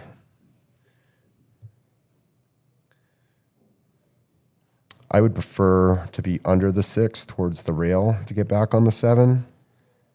Then just play it 2 rails, bounce it down. Yep. He overhit it, but he's still okay because if you hit this with center ball, then you'll come up between the 10-7. I hit too hard again. Just hitting too hard there, my friend. He's still okay. He's got somewhat of a shot, but yeah, he's just hitting too hard. He's making it really hard on himself. He likes to throw the cue ball all the way around the table on many shots. Yeah, it's not always a good thing to do. Yeah, I get letting your stroke out and all that, some players may say, but if you don't know how to control the ball and leave yourself good, then there's no point in doing that. Yeah. Yeah, again, he's just kind of hitting the ball quite hard. He's going to leave Sean a really good safety here if Sean sees it to play the 7 again down table and play the split move and just leave that cue ball back behind the 10 there. That's exactly what I would be doing right about now. It'd be a game-winning shot for most players.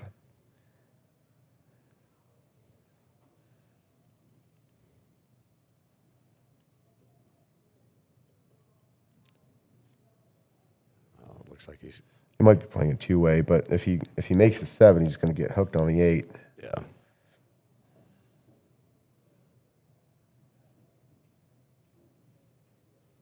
Well, I mean, it's definitely a makeable shot.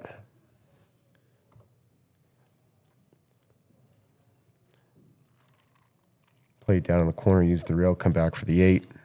So he played it in the side.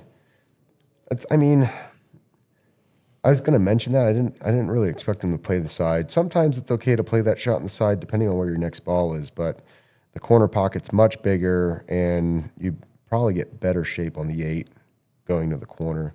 Sean not taking his time there. Rushing. Trying to put too much force into it. Yeah, he still wouldn't have not left himself good on the 8. No.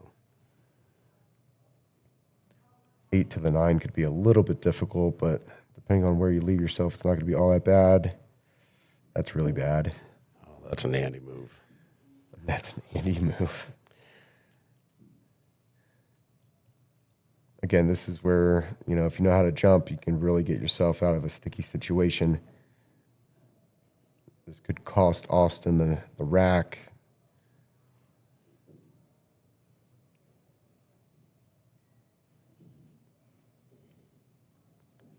All right, so myself, I'd play the 8 in the side here and just roll forward, get on that 9. See, they're going to draw the ball, man. Like, there's no reason to draw this ball. You're just making it so much harder on yourself. Especially that much room in between it. That's such a long draw for him to try to pull it back on. Think like running, right? Hey, you just missed ball in hand. That's $1. Think about like running, right? Like you would never run a marathon backwards. Correct. It's really hard. It's it's so much easier to just run forward. So same with pool. It's so much easier to control and play because the cue ball naturally goes forward when you hit it. Trying to draw it backwards, you're like reacting against the natural path the ball wants to go. So it's going to be harder to control it and play it. Just not a smart move. That's a very good analogy, though. Austin, unfortunately, didn't take his time and popped up again on the 9, leaving Sean a good angle here to... actually, he looks a little straight. I thought he had a little more angle from the other view. Oh, He no. tried to force the pocket, too. Jeez.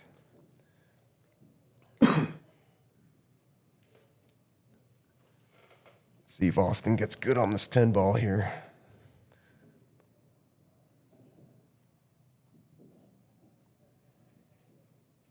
Oh, again, hit it way too hard. Yeah, not good. I see Austin playing a bank onto that middle pocket there. This bank, you got to put draw. You got to hit with a draw shot here.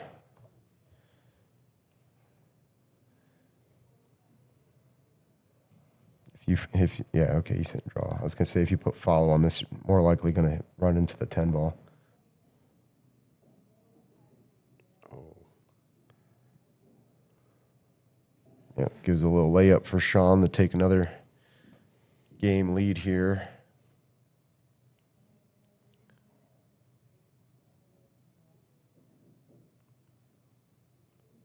Nine to 4.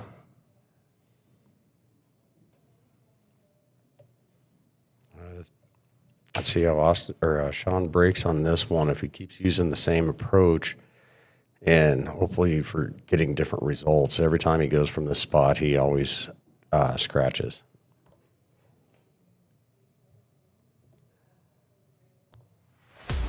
We have BCA Pool League here, 8-ball, Fargo rated. So this is a Fargo rated league. It does go in the Fargo. You play 5 games guaranteed.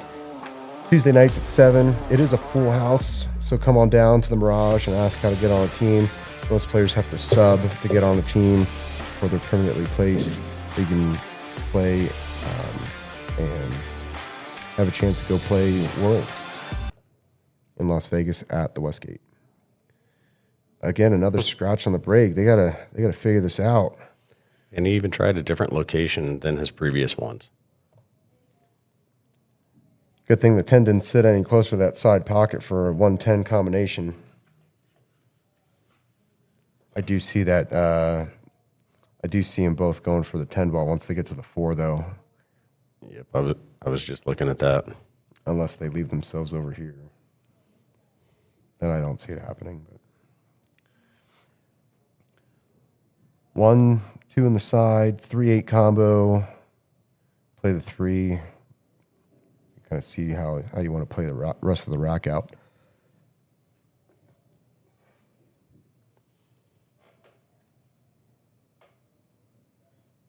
Good speed. Shot. I didn't think he had a big enough window through there. He's got a 3-8 combo here. Got to draw into this, pull that cue ball back, so you have a shot on the 3 afterwards.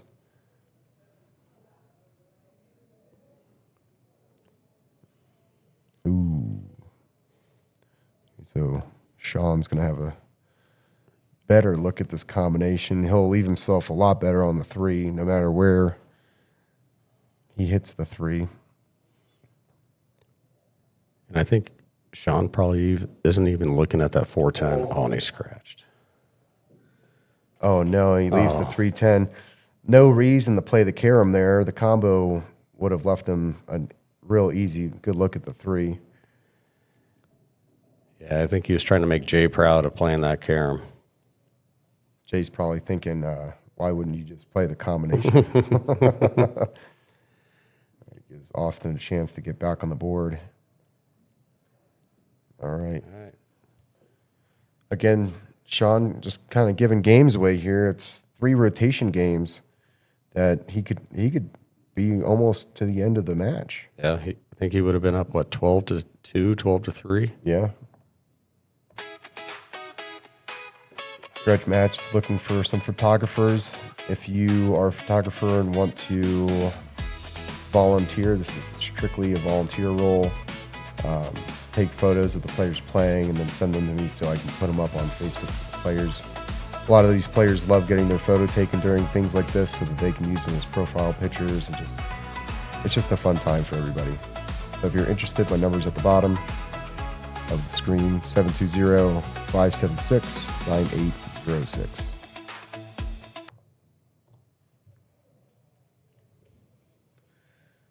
Now we got somebody watching from Grand Rapids, Michigan. That's awesome. Oh, well, almost scratched on the side again with that cue ball. It was going there. Yeah, I think this is a pretty open table. I don't think the 5 ball actually is a problem ball. Well, it goes in the side. And the corner. Does it go in the corner? No, I can't quite see it from the other camera angle. It might go in the corner. Definitely goes in the side, though.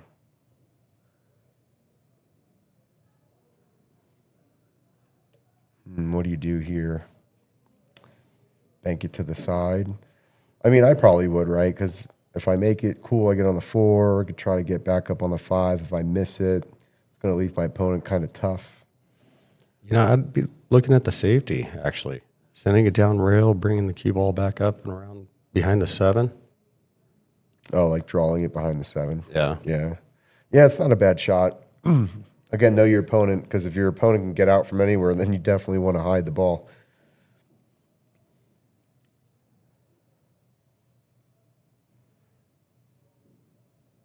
He's hitting too hard. I mean, he made it that time. I think he was trying maybe to break the 5 off the 10.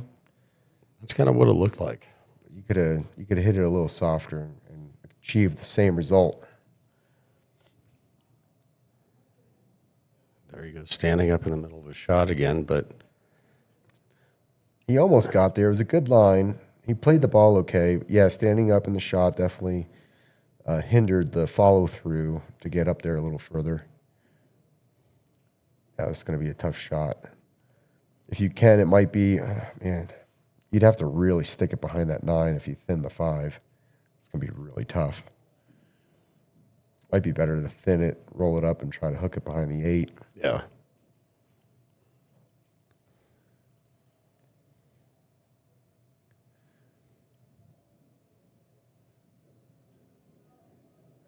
Yeah, he's not sure what he wants to do here. The 10 ball may bank to the corner, but he's not calling it. It's actually pretty good. He left him on the rail. Cueing from the rail is never fun. You have to put top on this, cut it all the way down table, try to avoid the scratch on the cross side pocket just to get on the 6.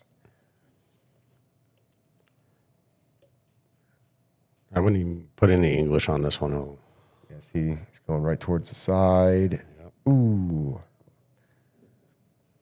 Well, Austin played a great safety there. Leave your opponent a look at the ball, but make it really difficult. Just natural pocket speed here gets you good angle on the 6. Too hard again. Oh, that could have been a disaster. If he hit that 6 a little thicker, you would have scratched. He's got good angle to get back on the 7, but he's got to stop hitting the ball so hard.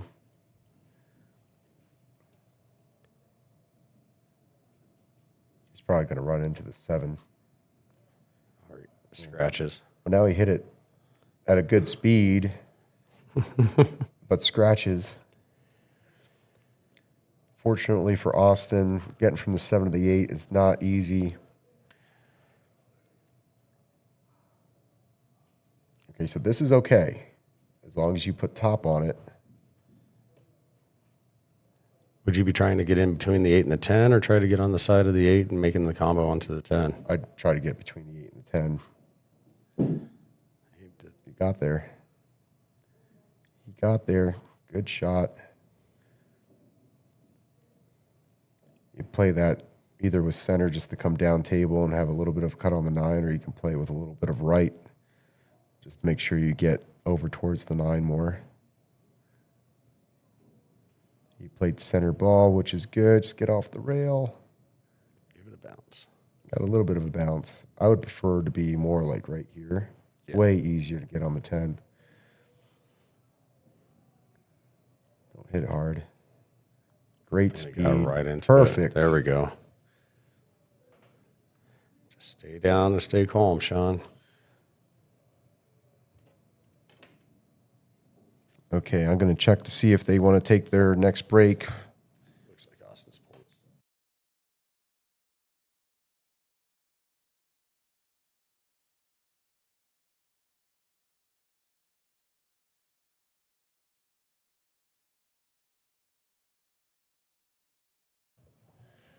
Are they going to take a break? We'll be back in 10 minutes.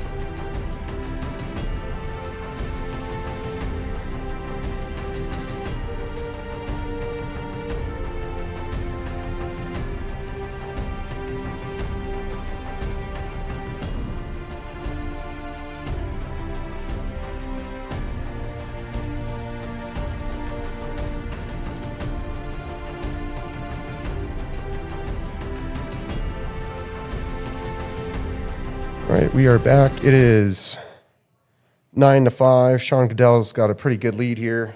In a race to 15, win by 2.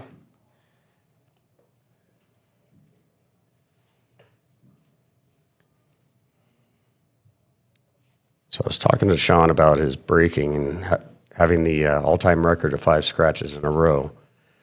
And he said he's going to start changing things up, maybe hitting the ball a little different positions and stuff like that.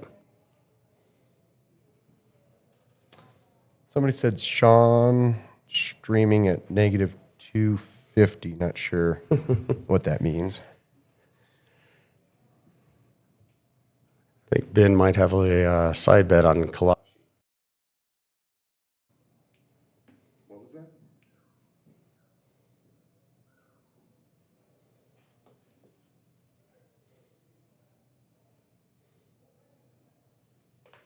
Sorry, I was missing a rack there. It is 10-5, my mistake. Sorry, I missed a rack there. It's 10-5. That was my mistake. Forgot to update it earlier before the break.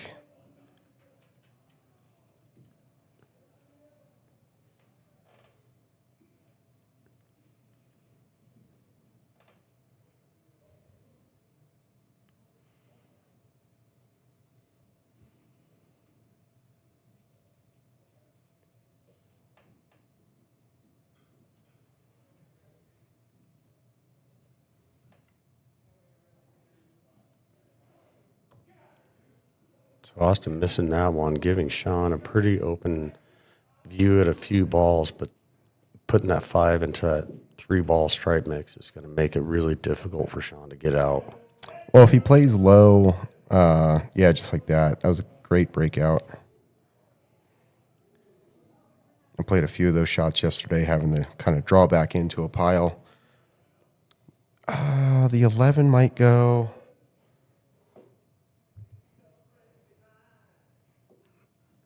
The 2 definitely does.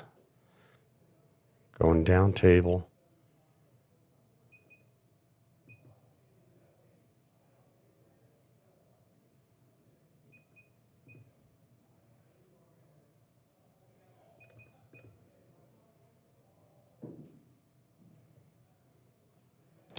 Yeah, that 11 was a little tight there.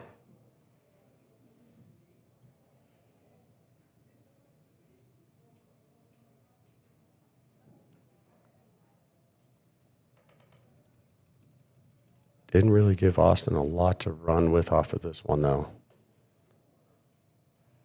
That was a great safety.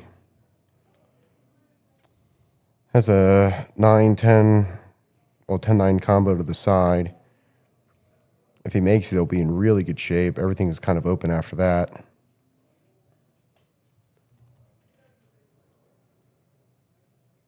It's nice to see a lot of the people that are streaming are up in the live audience as well. Got Matt and Ben up there rooting on both of these guys. Yeah, some people, even though they're at the bar and streaming, they like to listen to the commentary. There is a 20-second delay.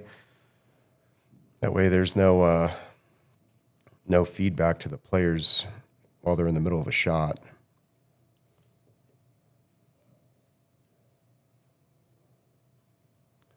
Take this, cut the 6 over, try to leave it back here for the 1 to get on the 5.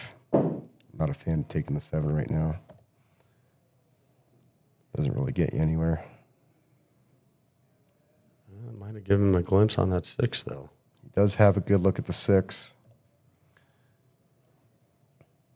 And bring it around for the 1 on the side and hopefully get on the top side for that 5 ball, running down for the 8. Well, he's definitely playing a lot softer now. He's not hitting so hard. And you can see that how that affects your ball control a lot. He's getting much better position, just playing the ball nice and easy. That one you may have wanted to put a little bit more behind it, but it's actually not good. It's not good to leave your last ball and not have a good shot at it. Even tougher wanting to try to figure out a safety off of this one. He's got a lot of Sean's balls that he could use. That was a good hit. But leaves Sean a shot in the side or the corner to start. I'll probably be rolling this 10 into the side pocket speed. Then it gives me an option on the 14, 11, or 15. Choose how I want to run out. Well, even if he does run a little long, he has the 9 to get back onto shape for the rest of the table. Yeah. Yeah, that was pretty perfect right there. I think let's see. All right, so I do not like taking the 14 unless he wants to play short side on the 9. You got to avoid the scratch, though, if you hit this wrong. So I think I would choose the 11 just to get a little bit straighter on the 14. Or you could play the 11 to get on the 9. Play the 11 to get on the 13, then the 9, 14. That's actually probably the better run out because it flows, right? You play the 11 there, and then the 13 there, 9 there, stop shot, 14 in the side. Yeah, I think he's going to come around for the 13, squeeze around for the 9. Still not a bad shot. You always have to play what you're comfortable with. If that's what you're comfortable shooting, then that's the way you got to go.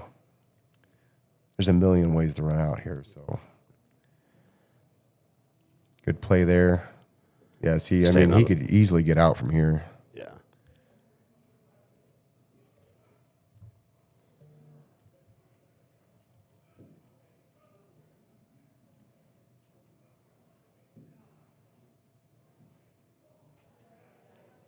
Looks like he picked out his pattern and feels really comfortable with it.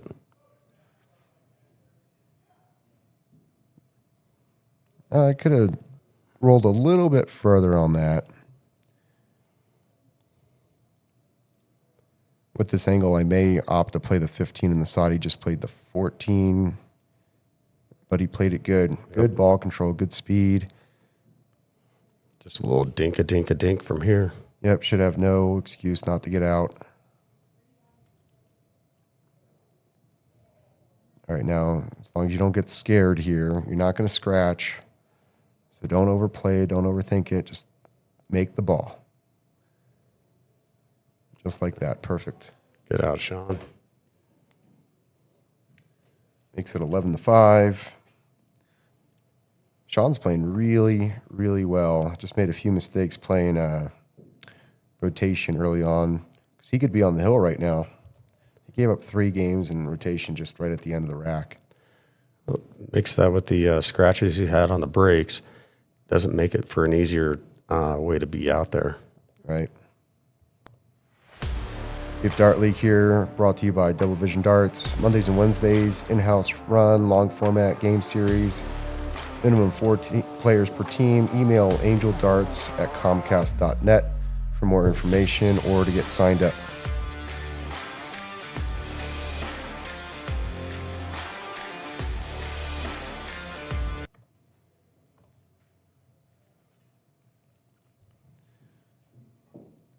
Sean has taken a very strong lead, commanding this match. Austin's got to really step it up here. All right, made something on the break and actually kept the cue ball on the table as well. So that's a better beginning than he's had for a while. Yeah, it's a good thing that the 2-ball stayed up. Otherwise, it would have been a little bit more difficult to get this rack started. Solids are definitely the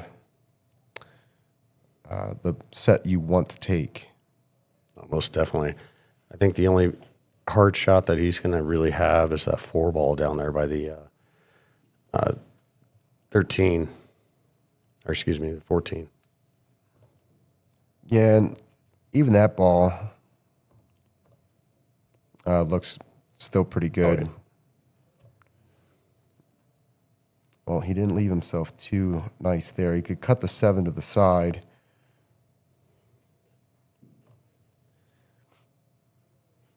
That's what I would do. I'd just try to cut the 7 to the side because then you roll up and you have the 5 or the 4 to play next. And if you get on the 5, then you could maybe even break and run this rack. 5 to the 1 to the 3. He's going to try to cut this on the side. Not really favorite shot of mine. Left himself in a worse position than he was in before. Well, I think he was playing safe. Austin might be able to play the 12. The 15 does not go. You know what? The 15 might go to the other corner if he cuts it, like a tight cut to the other corner. Oh, he's going for a combo into the side here. That's not a bad choice. Nice, good shot. Broke Sean's 4 out, though. Even though it probably could have went, but now it just makes it a lot easier. And broke out the 1 for Sean as well.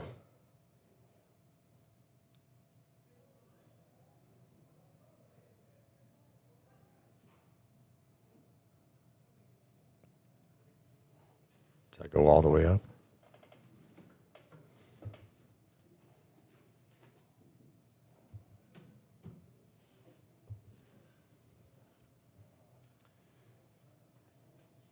$15, use the 5 as a stopper. Oh, he went 15 the other way. I think I would have cut the 15 in the other corner and tried to run into the 5 to stop the cue ball. Because then you're right in the middle of the table where you want to be with that layout. Now it gives Sean a better chance to, does that 7 squeeze pie the 15 into that corner, or would he be better off coming off the 1, taking the 7 into the side? I believe the 7 does pass the 15. Yeah, there you go, good. I would have preferred to draw that back a little bit more, get on the 3. I do not like taking the 1 right now. I actually like looking at this 5. Following up between the 8-4 to cut the 4, come back down for the 1-3. Yeah, I just don't think he felt comfortable doing that, but now he left himself pretty much the same shot on the 5 ball. But Now he has to do it. Now the problem is if he plays this 5 up and then cuts the 4, he's got to make sure he gets down table for the 3 where the 1 was kind of like that security ball. He could have ended up here after the cut and still had a shot to get back on the 3. You know, I got a feeling that Sean's going to look at taking the 3 ball up inside corner and using the 9 ball as a backstop. I think he'll miss the 9 if he cuts that because I think he'll end up towards the 14. Okay. I don't think he'll run into the 9. He might. But, I mean, it's not a bad shot, what you'd mentioned, because instead of hitting the 9, he might hit the 14 and leave himself really good on the 4. Yeah.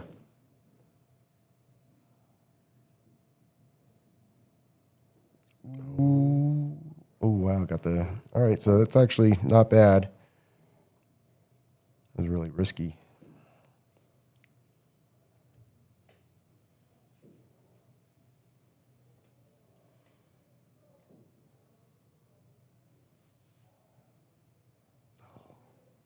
Overplayed it trying to get back up for the 4.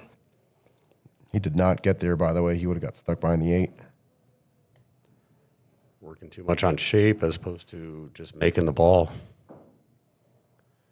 Austin's probably a little too close to the 13 for his comfort, but again, this is one of those shots where you could poke it and get away and not double hit it. Again, I think he was playing an angle just to make sure he didn't double hit the ball. 4 ball draw back to the center diamond on the long rail. Gives him good angle on the 3 to come back up for the 8 as long as he doesn't bump into any of the 3 balls there. Okay, so he goes the harder route. You could backbank this to the corner where he's standing right now. That way you get better shape on the 8.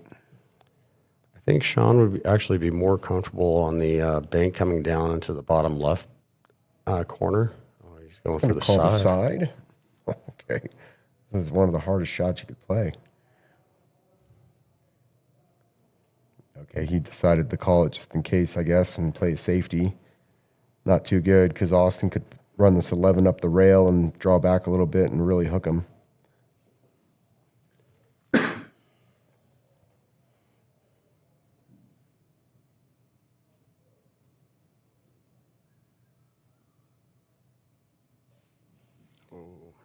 I think he still got him. Yeah, he's got him. He can kick through the window. That's about all he's got. It's a hard kick. You got to put a lot of left on this to straighten it out. Make sure you get a good hit on that 3. But even if you accidentally make it, you might get stuck behind the 13.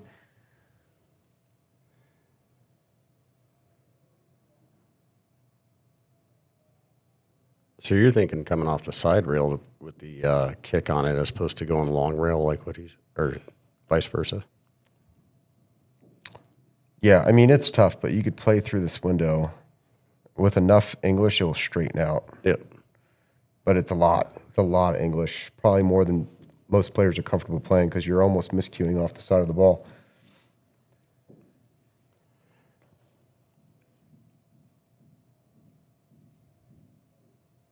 Yeah, there's a few ways to get out from here. I think I like starting with the 9 on the side here. And then playing either the 13 or the 15 because both those balls go to the corner.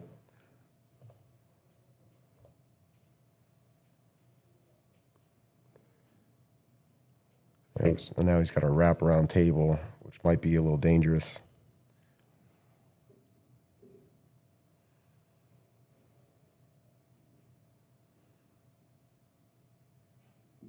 Oh, just not enough. He froze up in the middle of his backswing there. So now he's going to have to play a really tough combo. Safety here is a little difficult. You could thin the 13 and try to get it behind the 9, 15. But man, that's tough. Even if you roll a little past the 15, give Sean a really tough cut or maybe a bank to the side. It's not easy, but Yeah, he's calling for this top left pocket here. a really good attempt.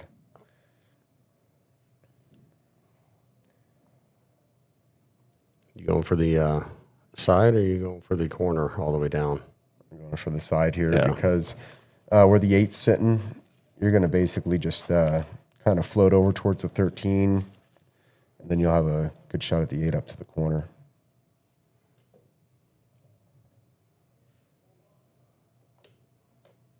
Oh, he went for the bank. Is that where he called it? He looked at it, yeah, I guess Oh, so. my goodness, what a shot. That was fantastic.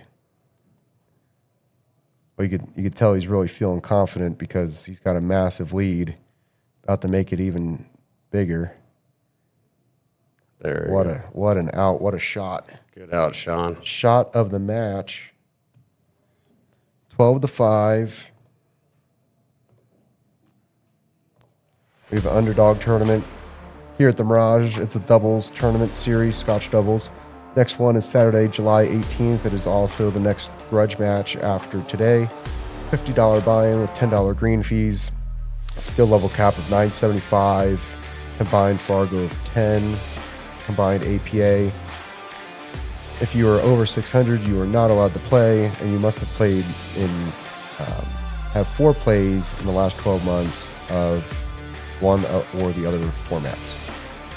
QR code takes you to the Mirage Facebook page to learn more information. Good tournament. Sign-ups at 11. Play starts at noon.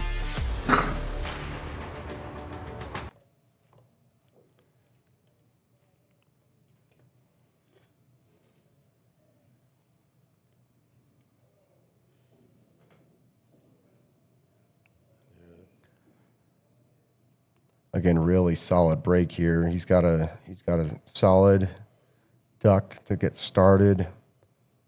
I like solids a lot more. That 10-13 is just too messy. The 5 ball is really Sean's only trouble ball here. And honestly, if he gets on the 6 and clears out that 7-4, it's not going to be any trouble at all. Oh, don't take the 6 now. I think he's looking at the 5. No, he's looking at the 6. Oh, yeah.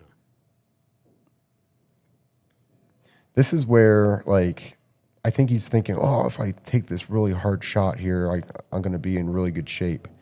But that's what I'm thinking he's thinking. But now it's an open table now. Like, Austin could take solids, and now Sean's going to be stuck with quite a mess. Yeah, and again, from being just APA players, it's not something that they're used to looking at right off the break, you know. Yeah.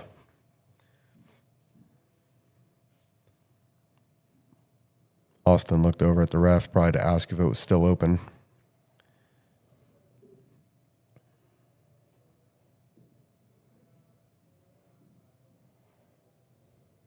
That was a great shot. Good position. Just tap it in. Thought he was going to overshoot it when he first let go of that. I feel like he almost pulled back like he was going to fire this in. Uh-huh. Well, he kind of did. All you had to do is just tap it and then use the 7 to get back on the 2. He's going to have to play the 2 on the side. He's not going to have much of a shot after that. Right here, I'd start looking at playing a defense because that's not really high probability of him getting it into the side and also getting shape. Right. The defense here would be the draw into the short rail and try to get that cue ball wedged between the 10-13. Great shot. And he did get shape on the 7 of the corner. Yeah. Also bring the cue ball back down table naturally, but what's he going to do? You think he can get onto this side of the 5 ball? No, I don't think he's got a shot after this. He might be able to cut it to the same corner. Okay, never mind. He's going to try to play this really tough, awkward combo. If he blocks the pocket, he's going to have a good shot at winning this rack. Oh, gave up the pocket to Sean, too. The six goes, by the way. May not look like it goes, but if you can really slam it through that, you got to be really precise, but you could slam it in there. I like taking this 14, trying to get back down table, clear up that little mess up there, and then try to get on the 15 or the 11. He's got to think, what am I going to do with that 8 ball, though?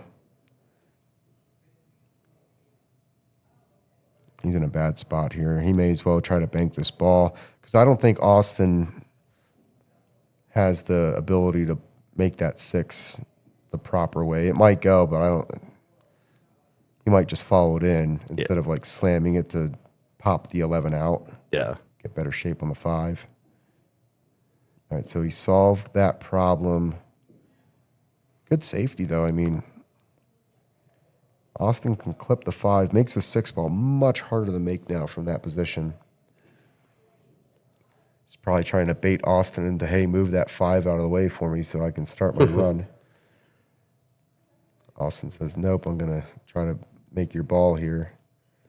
Just come back to the middle of the table to have that 5. Yeah, see, like you could follow it in. Oh, no. Well, lucky for Austin, the 8's in a bad spot. Yeah.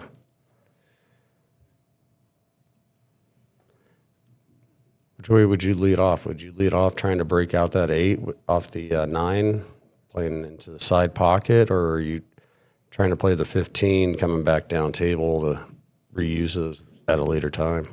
I think I clear out a couple of balls here. Like, I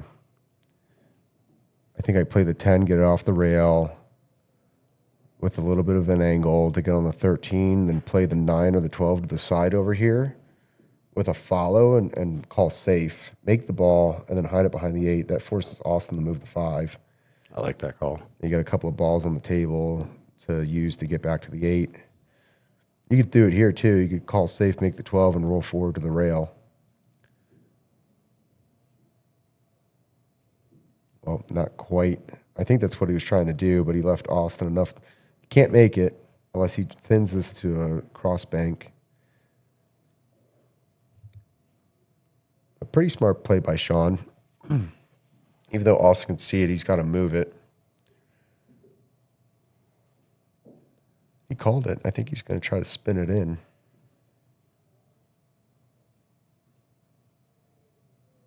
Yeah, wow, he spun it in. Good shot. Wasn't expecting that one from him. No, neither was I. This is a tough cut, though. You're cueing from the rail. A little bit of an awkward angle. Yeah. Oh, is it a good scratch? Oh, Austin got lucky off of that one. Well, it wouldn't have we're been a doing loss. BCA. Yeah. I mean, Sean should be able to run out with ball in hand from there. Makes it a little bit tougher for him now. He's got to play cautious here. He's cueing from inside the side pocket. Luckily for him, because it's in the side pocket, he can put a little bit of draw on this to pull it out for the 10. Even if he pulls too far, he can get on the 13 or the 9.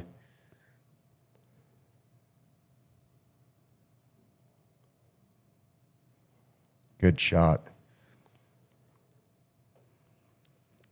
So would you just be playing this top center? Like for me, I usually would play this top right to bring it all the way around. I played bottom just like he did. I would have hit it better because, don't be afraid to overhit it because you got the 9 on the side. There we go. This is good. He's playing great. Yeah. 2 more balls to make it 13-5.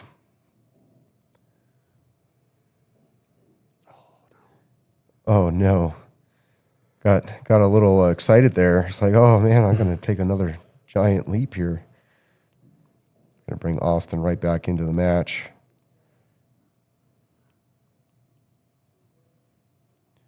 It makes it 12-6. Sean's going to be kicking himself for that one. He could be over right now with the couple of balls he's missed. Yeah. Some upcoming matches we have. Obviously, Sean and Austin are playing right now. JJ and Kim versus Sean McKelvey and Josh Rochefort are up next at 6 p.m.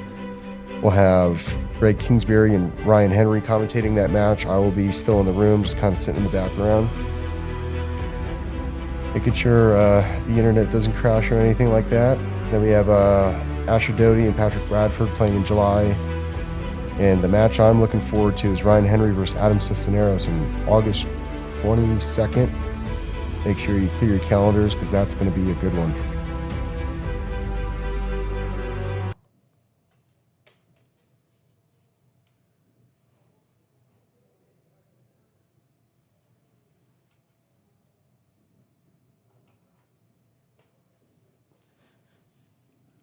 That was a really good break. They're all looking good. What do you be thinking? The one all the way. No, the one doesn't look like it goes, does it? I'd probably play the one on the side. If you want to take solids, I'd play the one on the side. I kind of like stripes here. If you can just avoid hitting that 11 and get the 14 in there, because the 13 goes up to the corner past the 8. I don't know what he's doing, though. What's he doing? Oh, okay, so he went for the combination. 13 still goes, but now the 12's a little bit of trouble. Back cut on the 11's not fun. He's going to try to cut this 9. Oh, is he cutting the 13 or the 9? I think he's cutting the 13 into the side there. Hey, great shot. Great shot. 9 on the side, come down between the 11 and 15. So 9 to the side. Cue ball come up and down. If you stop early, you're on the 15. Stop late, you're on the 11. Or miss it. Hey, not bad. I think he's still in control of this rack. I think his balls are laid out better than the solids are.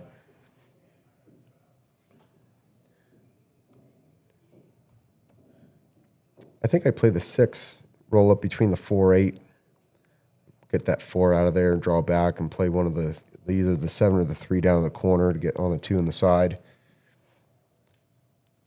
See, I was thinking the 2 into the side and running it all the way down for the 4 on the rail and come back out for the 6. But yeah, that works too.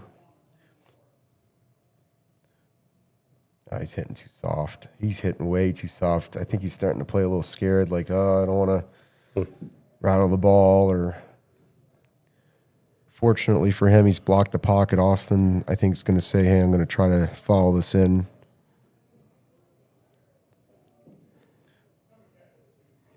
I don't think he has the right angle on it, though.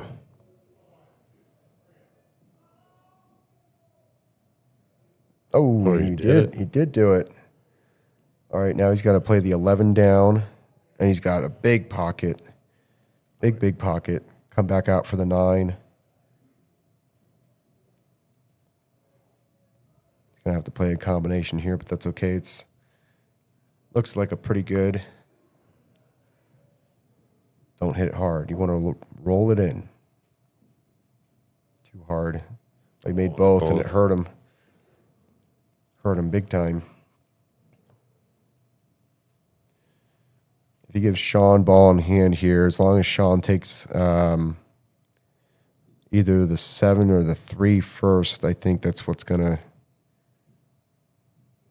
We just gave him ball in hand.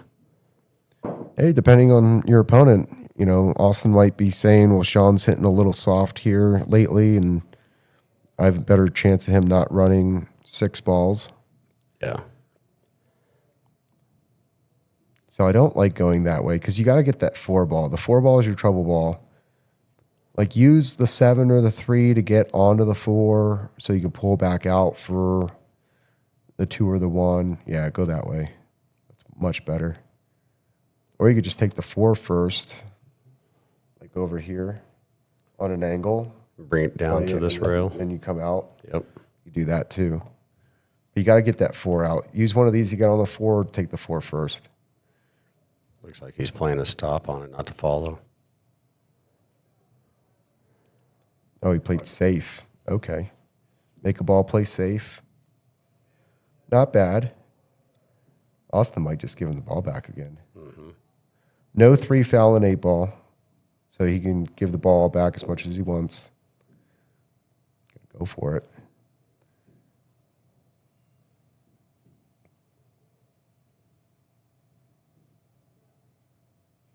Oh, no rail, ball in hand. Again, Sean's got to say, hey, I got to get this 4 ball out of here.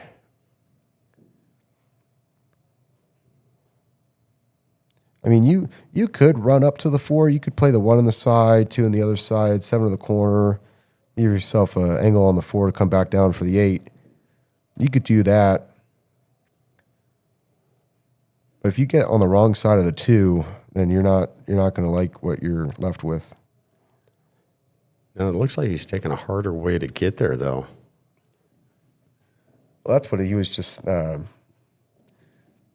This isn't bad. If he takes the 1 or the 7, get on the 4, and then back down for the 2, that's not that bad of a route. Not necessarily what I would play. Almost looks like he's trying to play 2 ways on each of his shots right now. Okay, he's going to play the 2 up in the corner. He did play a 2-way shot there. He's going to play a stop shot, play the 7 or the 4. So now you gotta tell yourself, do I want to come short side or long side? And you do not want to be, missed it.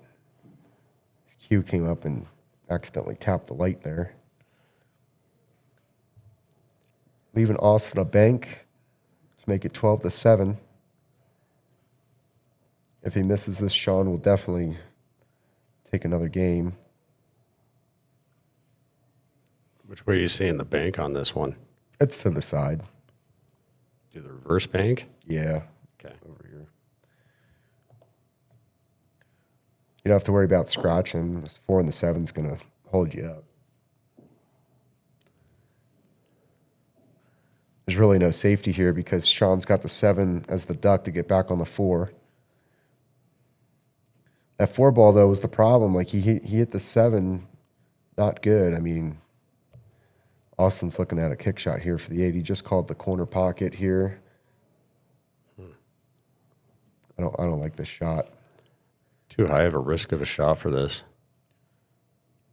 Yeah, there's 2 things that could go well. You could make it or you could hit it and tie up the 4. Okay, so Sean's going to get ball in hand here. I would take the 4 and then tap the 7, come back out the center table for the 8. Yep, just like this.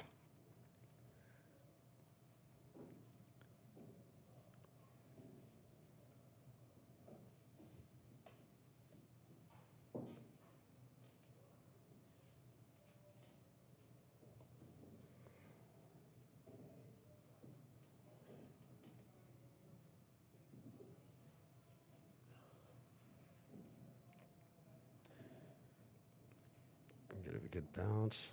Nice speed. Yeah, pretty good bounce. Again, don't be afraid to play this shot. Top center pushes you right into the short rail, or you could draw back. Oh, he my left another goodness. hanger. He's not taking his time.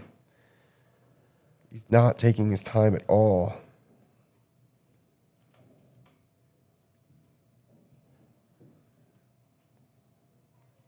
He's just letting Austin creep back into this match, making it 7-12. Sean definitely probably over there in his head right now. He's missed 2 8-balls. He scratched on an 8 playing 9. He missed a 9. He missed a 10 ball. He could have definitely been out of here by now if you just stay down, slow down, and just make your ball. Garage Graphics. Get your custom apparel through Garage Graphics LLC. Hats, t-shirts, and jerseys. Need a custom piece for your team, brand, or next big idea? Scott Carter's got you covered. Check out the website at garagegraphics2.myspotify.com or email garagegraphics26@gmail.com. QR code takes you to the website.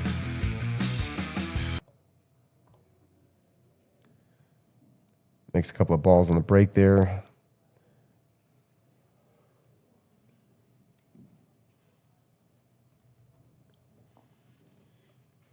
I just want to thank the people that are here real quick. We've got a full bar. All the seats are taken surrounding the table to watch live, and we have 18 viewers right now online.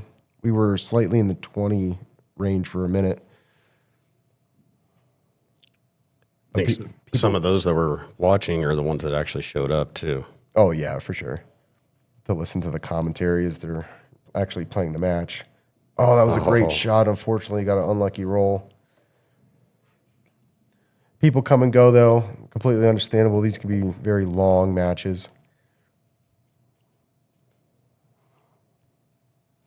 Oh, by the way, Sean Kadel is representing the Mirage today, while Austin Hornick is representing 3070 in Littleton.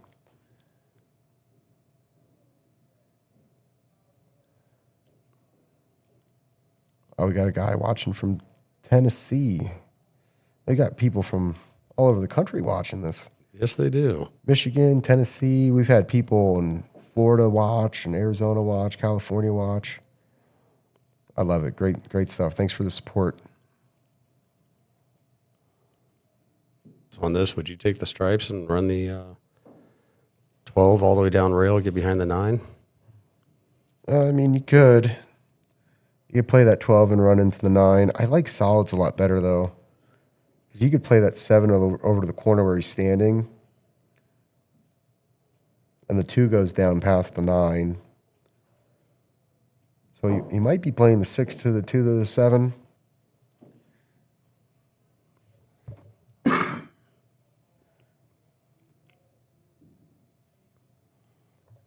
I mean, not bad. He's probably not going to get on the 7 from here, though.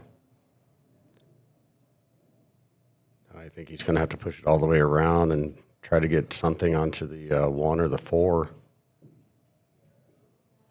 You could probably force follow this and run into the 9, 12, and maybe have a shot at the 7 or the next to the pocket the 8's in.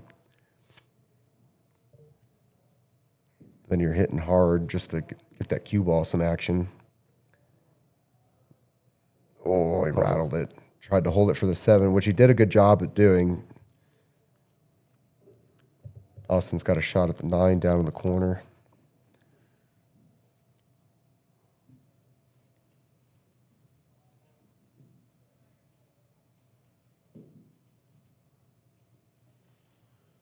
Looks like he's asking a rule question real quick.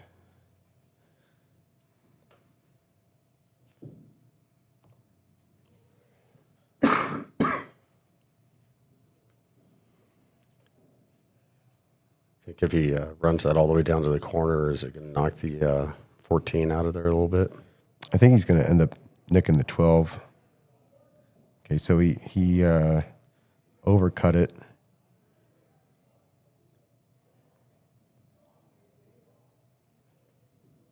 I'd leave the 4 ball there. Play the 7. Or you play the 2. But the 3 or the 1 gets you on the 4.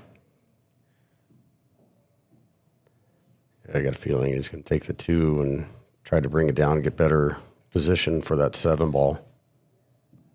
Yeah, like you could play the 4 or the 7 after the 2, depending on where you lie. Actually, he's going to probably get really good on the 4 right now. Yeah, you got to take the 4 right now. Run into the 14. You can either play the 7, get back on the 3-1, or you can play the 3 down. Sorry, the 1 down. I'm playing the 1 down with a stop shot. Cut that 3 up to the corner. That way you have a little bit of angle to slide over for the 7. Ooh, rushed it. Did not take his time. Left Austin plenty of open shots that he could start with, too. Yeah, if Austin can cut this 13 to the corner and control the cue ball, could get a shot at the 12 or the 10, which are his trouble balls at the moment. He needs to be over here. Does the 10 pass? I don't. Oh, yeah, it does. Okay. Even better. That was a great shot. Yeah. But now you don't want to move the 12 because the 12 gets you on the 14. He's going to have to cut this 13 to the corner down here, wrap around for the 9. Don't take the 12. Oh, you might lose the rack over this.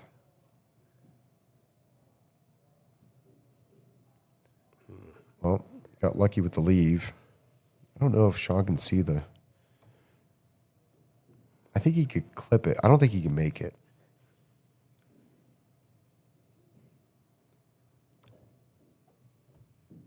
So would you take the 7, try to bounce it off the short rail, get back on the long rail for the 3? I would play the 7, but I would play it. I can control the ball enough to hit between the 8 and the rail and come back down for the 1 because the 3 gets you back to the 8. Okay. But I'm not afraid to scratch. Especially if I have a 12-7 lead, I'm definitely not afraid to scratch. Well, he did scratch. He tied up the 14. Not bad. I still think Solids has control of the match.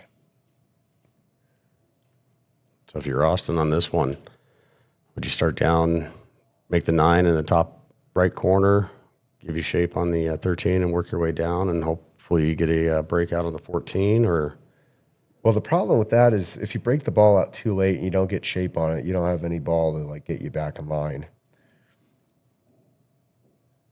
It might be best to go for the breakout earlier. So, I mean, he's going to have a good opportunity to have a breakout here because he's going to play the 9. As long as he leaves the cue ball about right here, he should have shape for the 12. Overplayed it. Now he's in a bad spot.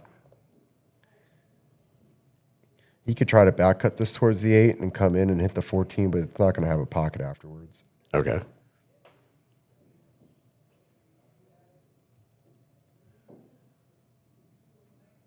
He's going to scratch.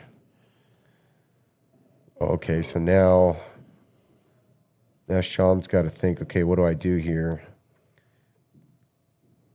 There's enough room behind the 7 to play it down to the corner and get on the 1 without fouling, but I don't think he's going to feel comfortable taking that shot.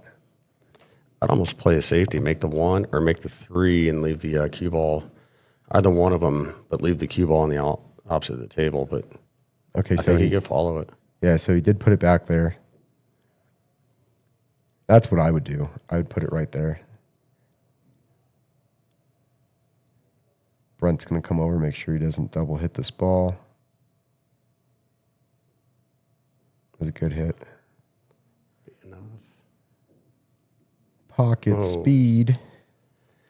Nicely done, Sean. It's what we call pocket speed. Just barely made it. All right, don't get too excited. Just make the ball. There you go.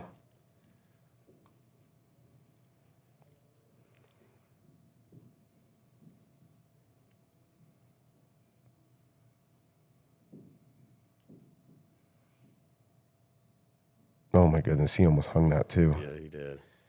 Well, don't hang this one. Because if you hang this one, you're going to give him a straight-in shot at the 14. Oh, man, he's hitting way too soft. It's a little scary. Let me check if they're going to take their break.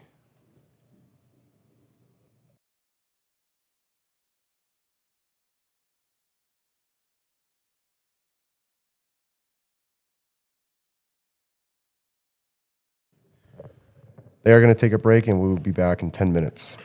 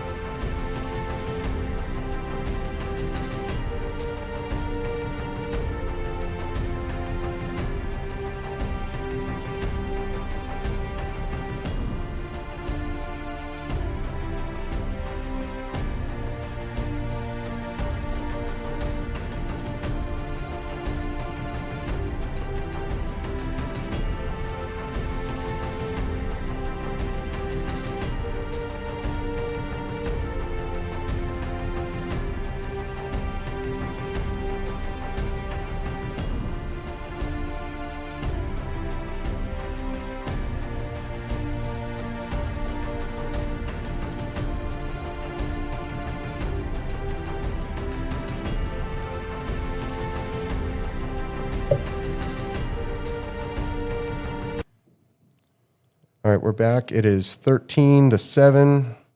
Sean Kadel has the lead.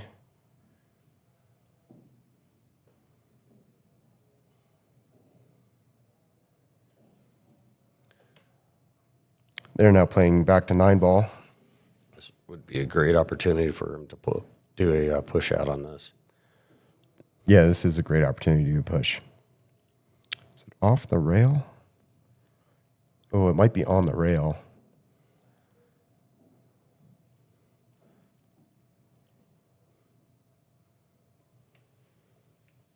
Make sure that ball is not frozen.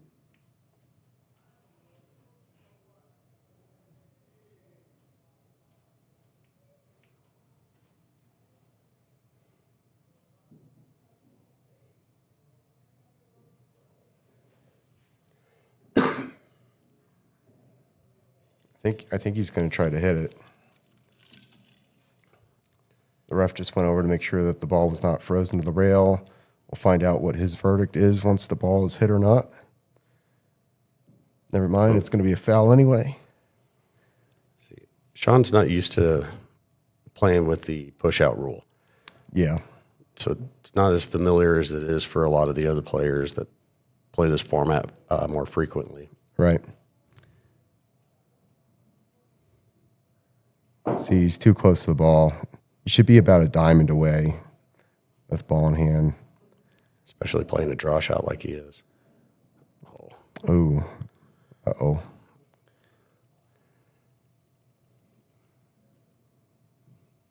So it's technically not a foul. Some players would disagree, say that miscues are fouls because they can tend to sometimes double hit the ball. I don't necessarily agree.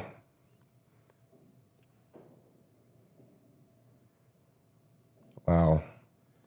That was a great attempt on a cut there. Yeah, it was.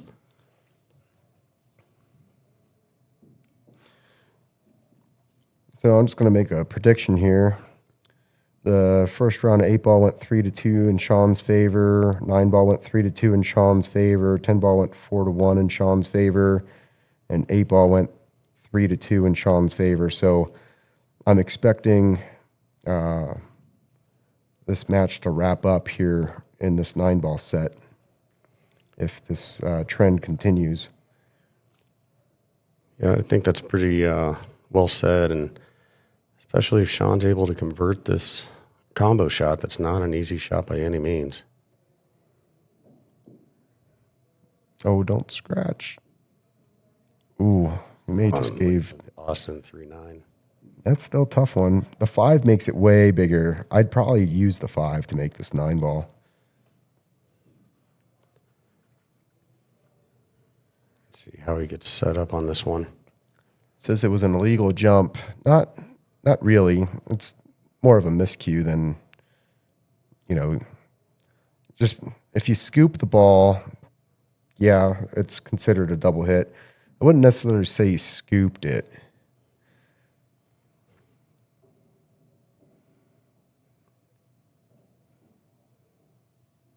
Oh, he missed it.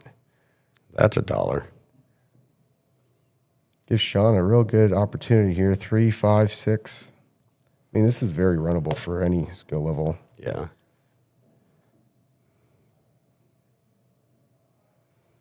There you go. Stop shots. This one you might want a little bit closer to the rail. Ooh, he did play stop shot. He's going to have to run into the 9 a little bit, send it towards the corner just to get a good shot at the 7. Yep, just like that. All right. You can't mess up from here. If you miss from here, you lose the rack. A long time ago, I was always told the 7, 8, 9 is the most important balls in this playing 9-ball. Yeah, I would agree.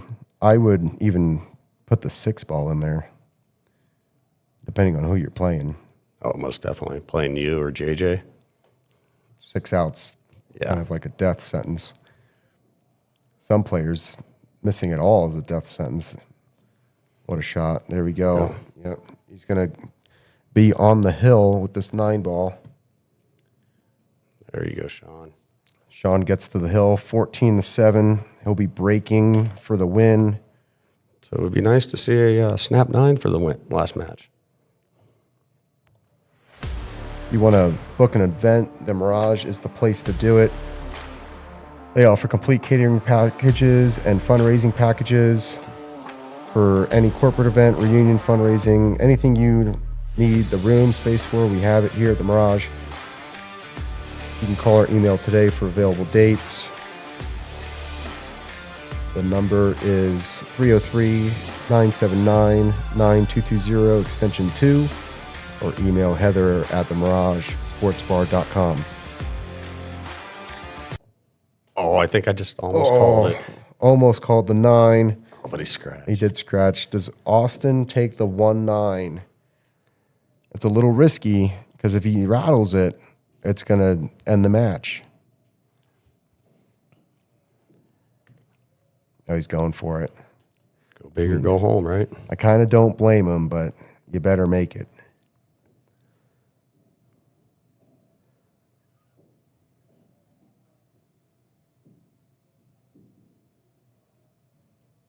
There we go. All right.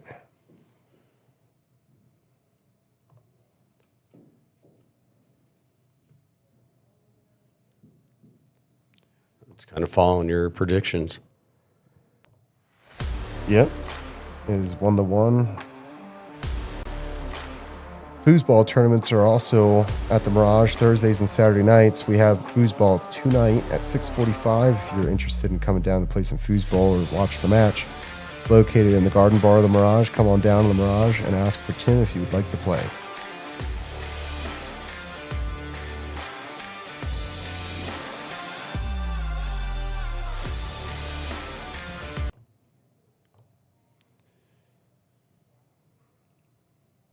This is a win by 2 format.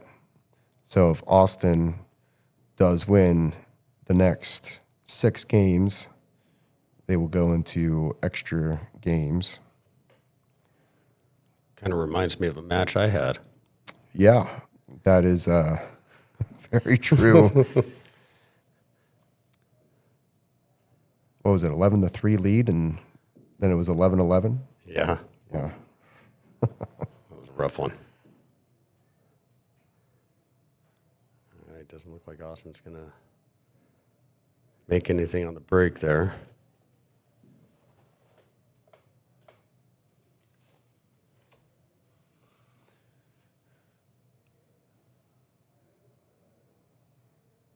It's a pretty good table layout here. There's really no problem balls. The 3-6 is easy. Oh, he's going to make it. He's going to make it a hard rack to finish.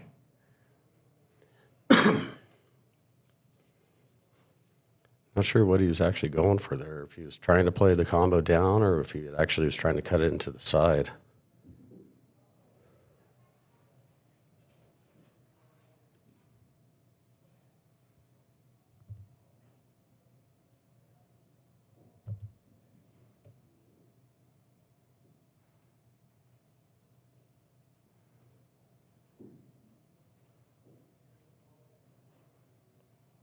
Yeah, this rack is just getting tougher and tougher.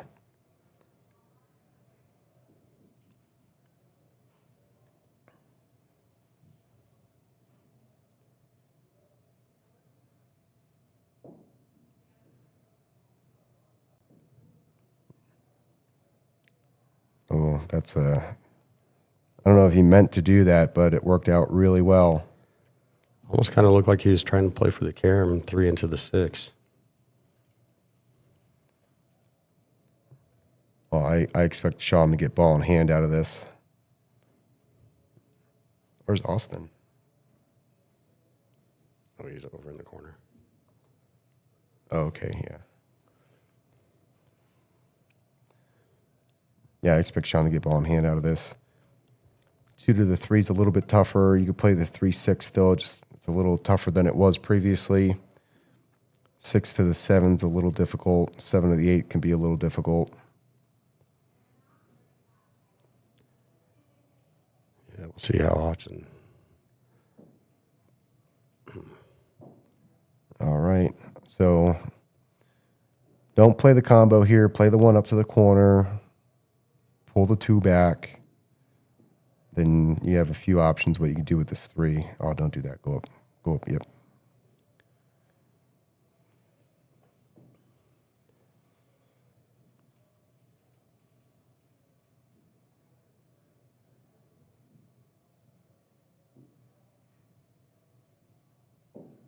There you go. Now you got a few options here. You could pull back and play the 3-4 carom. You could pull back and play the 3-7 combo. He doesn't quite have the angle to come back and play a 3-4 combo. But honestly, playing the 3-7 might be a smart choice because, like I said earlier, the 6 to the 7 is kind of a difficult shot. So if you can play the 2, then the 3-7, 3 to the 4 to the 5, you have a way better shot at getting out, in my opinion. Let's see. As long as he draws it back just enough and not get stuck behind that 4. Yeah, so he's going to play the 3 to the side, but he's got the wrong angle. He's going to end up rolling behind the 4. I don't know what he's going to do with this 4 afterwards. It's probably better not to make that ball. I see him going for the bank up there again. Yeah, up here. Yeah. Yeah, that's just, man. That's a shot. I mean, if he goes for it and he makes it, that'd be one crazy out to wrap up the match. Plays a safe. Is he going to accidentally make the 6?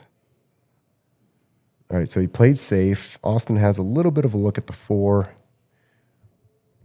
He can't make it. He might be able to cross bank it to the side. That's really, really tough. I don't know. If Shaw can get his act together here after this shot, it might wrap up the match.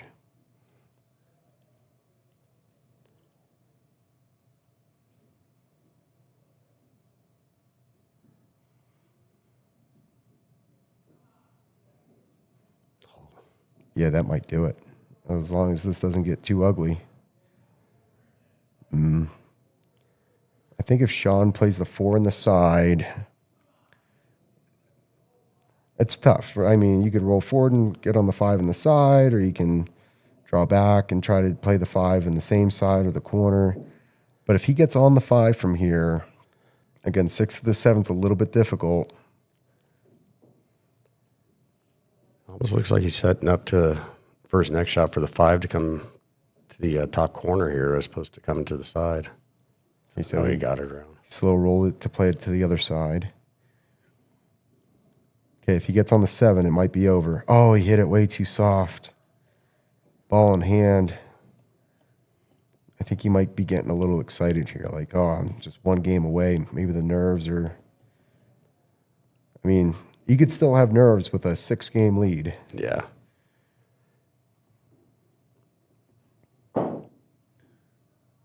See how Austin gets on the 7. If he doesn't get on the 7, it's going to be trouble. I think he might get hooked behind the 8 and 9 there. Oh, yeah. Oh, I think he's got just enough. Nope, he can't see it. I'd be really surprised if he makes this ball. I think he might try to give it a little swerve there at the end. Yeah. Oh, he nipped the 8.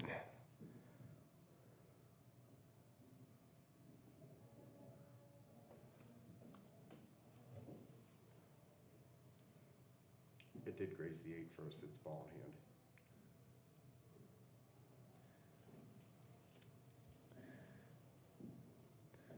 Yeah, unfortunately, he did graze the 8, so it's ball in hand. Sean needs to compose himself here, run these last couple of balls out.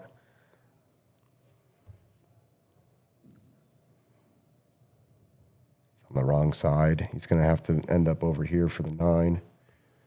I think he wanted to hit that just a little bit hard and got a little scared at the end. Yeah, he's got to compose himself. Take your time. Can't miss. He just missed it. Just did. Well, you got a lucky leave out of it. Yeah, I think he's just nervous. Like he's like, I'm gonna win. I'm gonna win. Yep.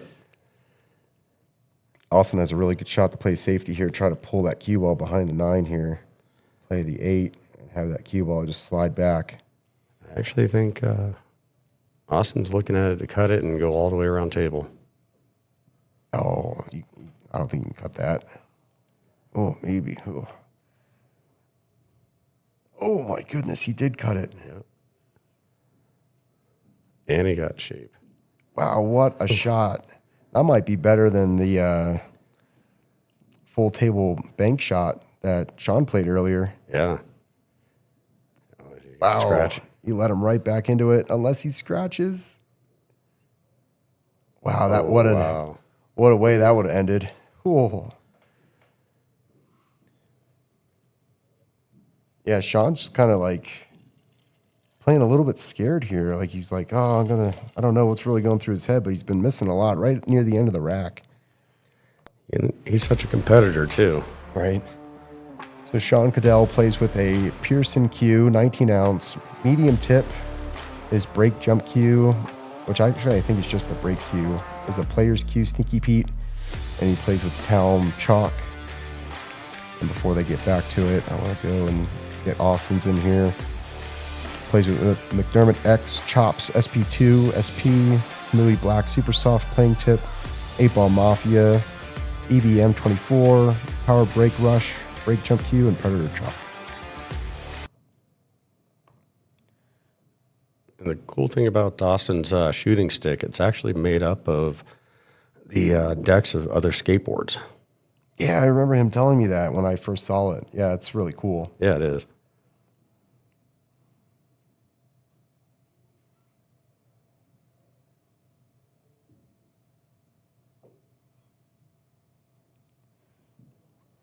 I don't know, Sean might go for this 2-9 if he can make the 1 and leave himself kind of right where he is now. Yeah, I think that's what Austin was hoping to do if he made that one.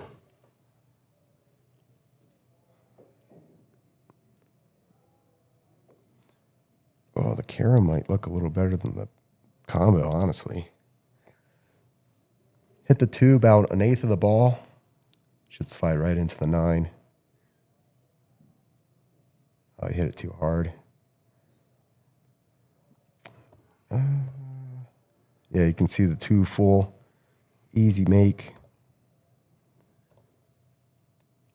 So hit this just like a stun shot, but not too hard. You just float right out for the 4, just like that. Oh, I just missed it.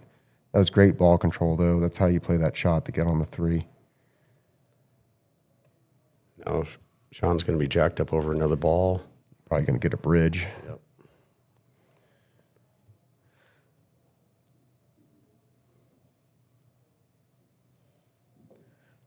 So I don't like the side of the bridge he's using. I think it's too shallow. I would flip it around. That way the shaft's got more stability. Yeah. Yeah, he probably would have made that with the other side of the bridge. I'm not sure why that real shallow side even exists. I've never used it. I've never really ever seen anybody use it. I think it's really just getting over the other ball. Yeah, but the other one gets you over the ball, the other true. side, and it hugs it more. I mean, yeah, it's a little lower, but it hugs it better. Let's see if Austin can put a couple balls together.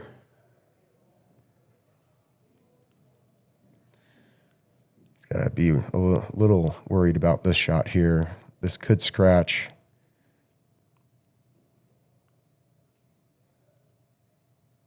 Oh, he hit it way too hard.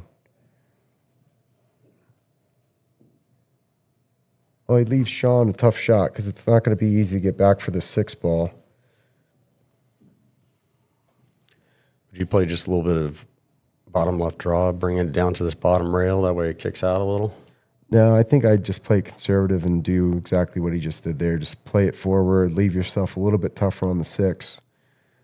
Because if you play center ball here, you come right down for the 7, back to the center table. Okay. I hit that too hard.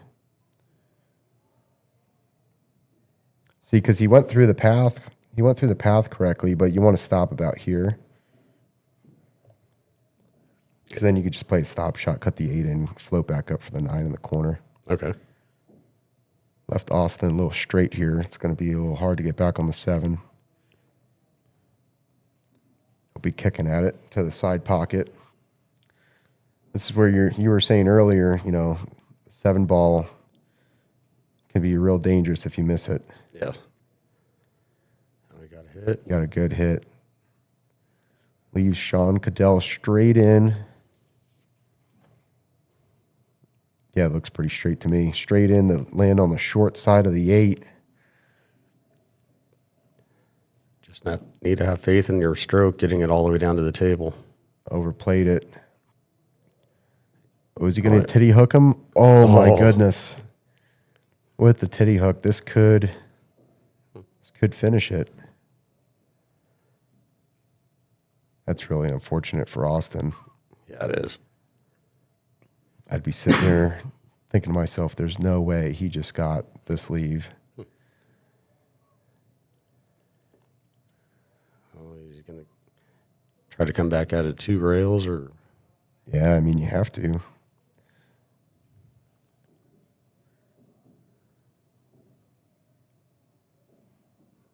Ooh, is he going to get a rail? Nope, no rail. All right, Sean. Sean needs to capitalize on this. Will Sean put the ball here, or will Sean put the ball here? Right. That's where you got to put it. Seems to be following your advice for most of these shots. A little further back. Well, he was trying to draw back earlier. Yeah, that's true. That's good. Now you just tap it in. Don't hit her. Tap it in. Just a little tappy tap.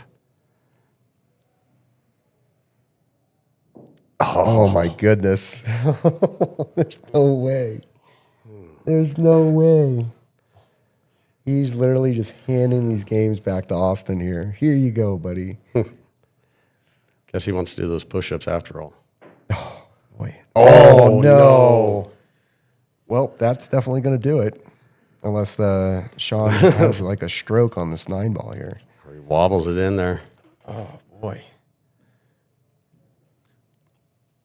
Wow, that was super unfortunate. Trying to draw out of the pocket. There we go. All right, it ends 15-9. Sean Kadel takes down Austin Hornick. I want to thank Nick Williams for being here with me in the booth. Thanks for having me. It was really fun doing this. Awesome. And I want to thank Garage Graphics LLC and Halu Insurance for supporting the Grudge match. I want to thank the Mirage for hosting the Grudge match. Also, Diamond Billiard Products and Jam Apparel for letting us use your logos. And then also to Brent Taylor for roughing and racking for us today. JJ and Kim's match versus Sean McKelvey and Josh Rosshafer are tonight at 6 p.m. Don't miss this. This is going to be a great match. Race to 10, 8-ball win by 2. Tommy Hunter will be roughing and racking. Greg Kingsbury and Ryan Henry will be in the booth. So stay tuned. Thanks for watching.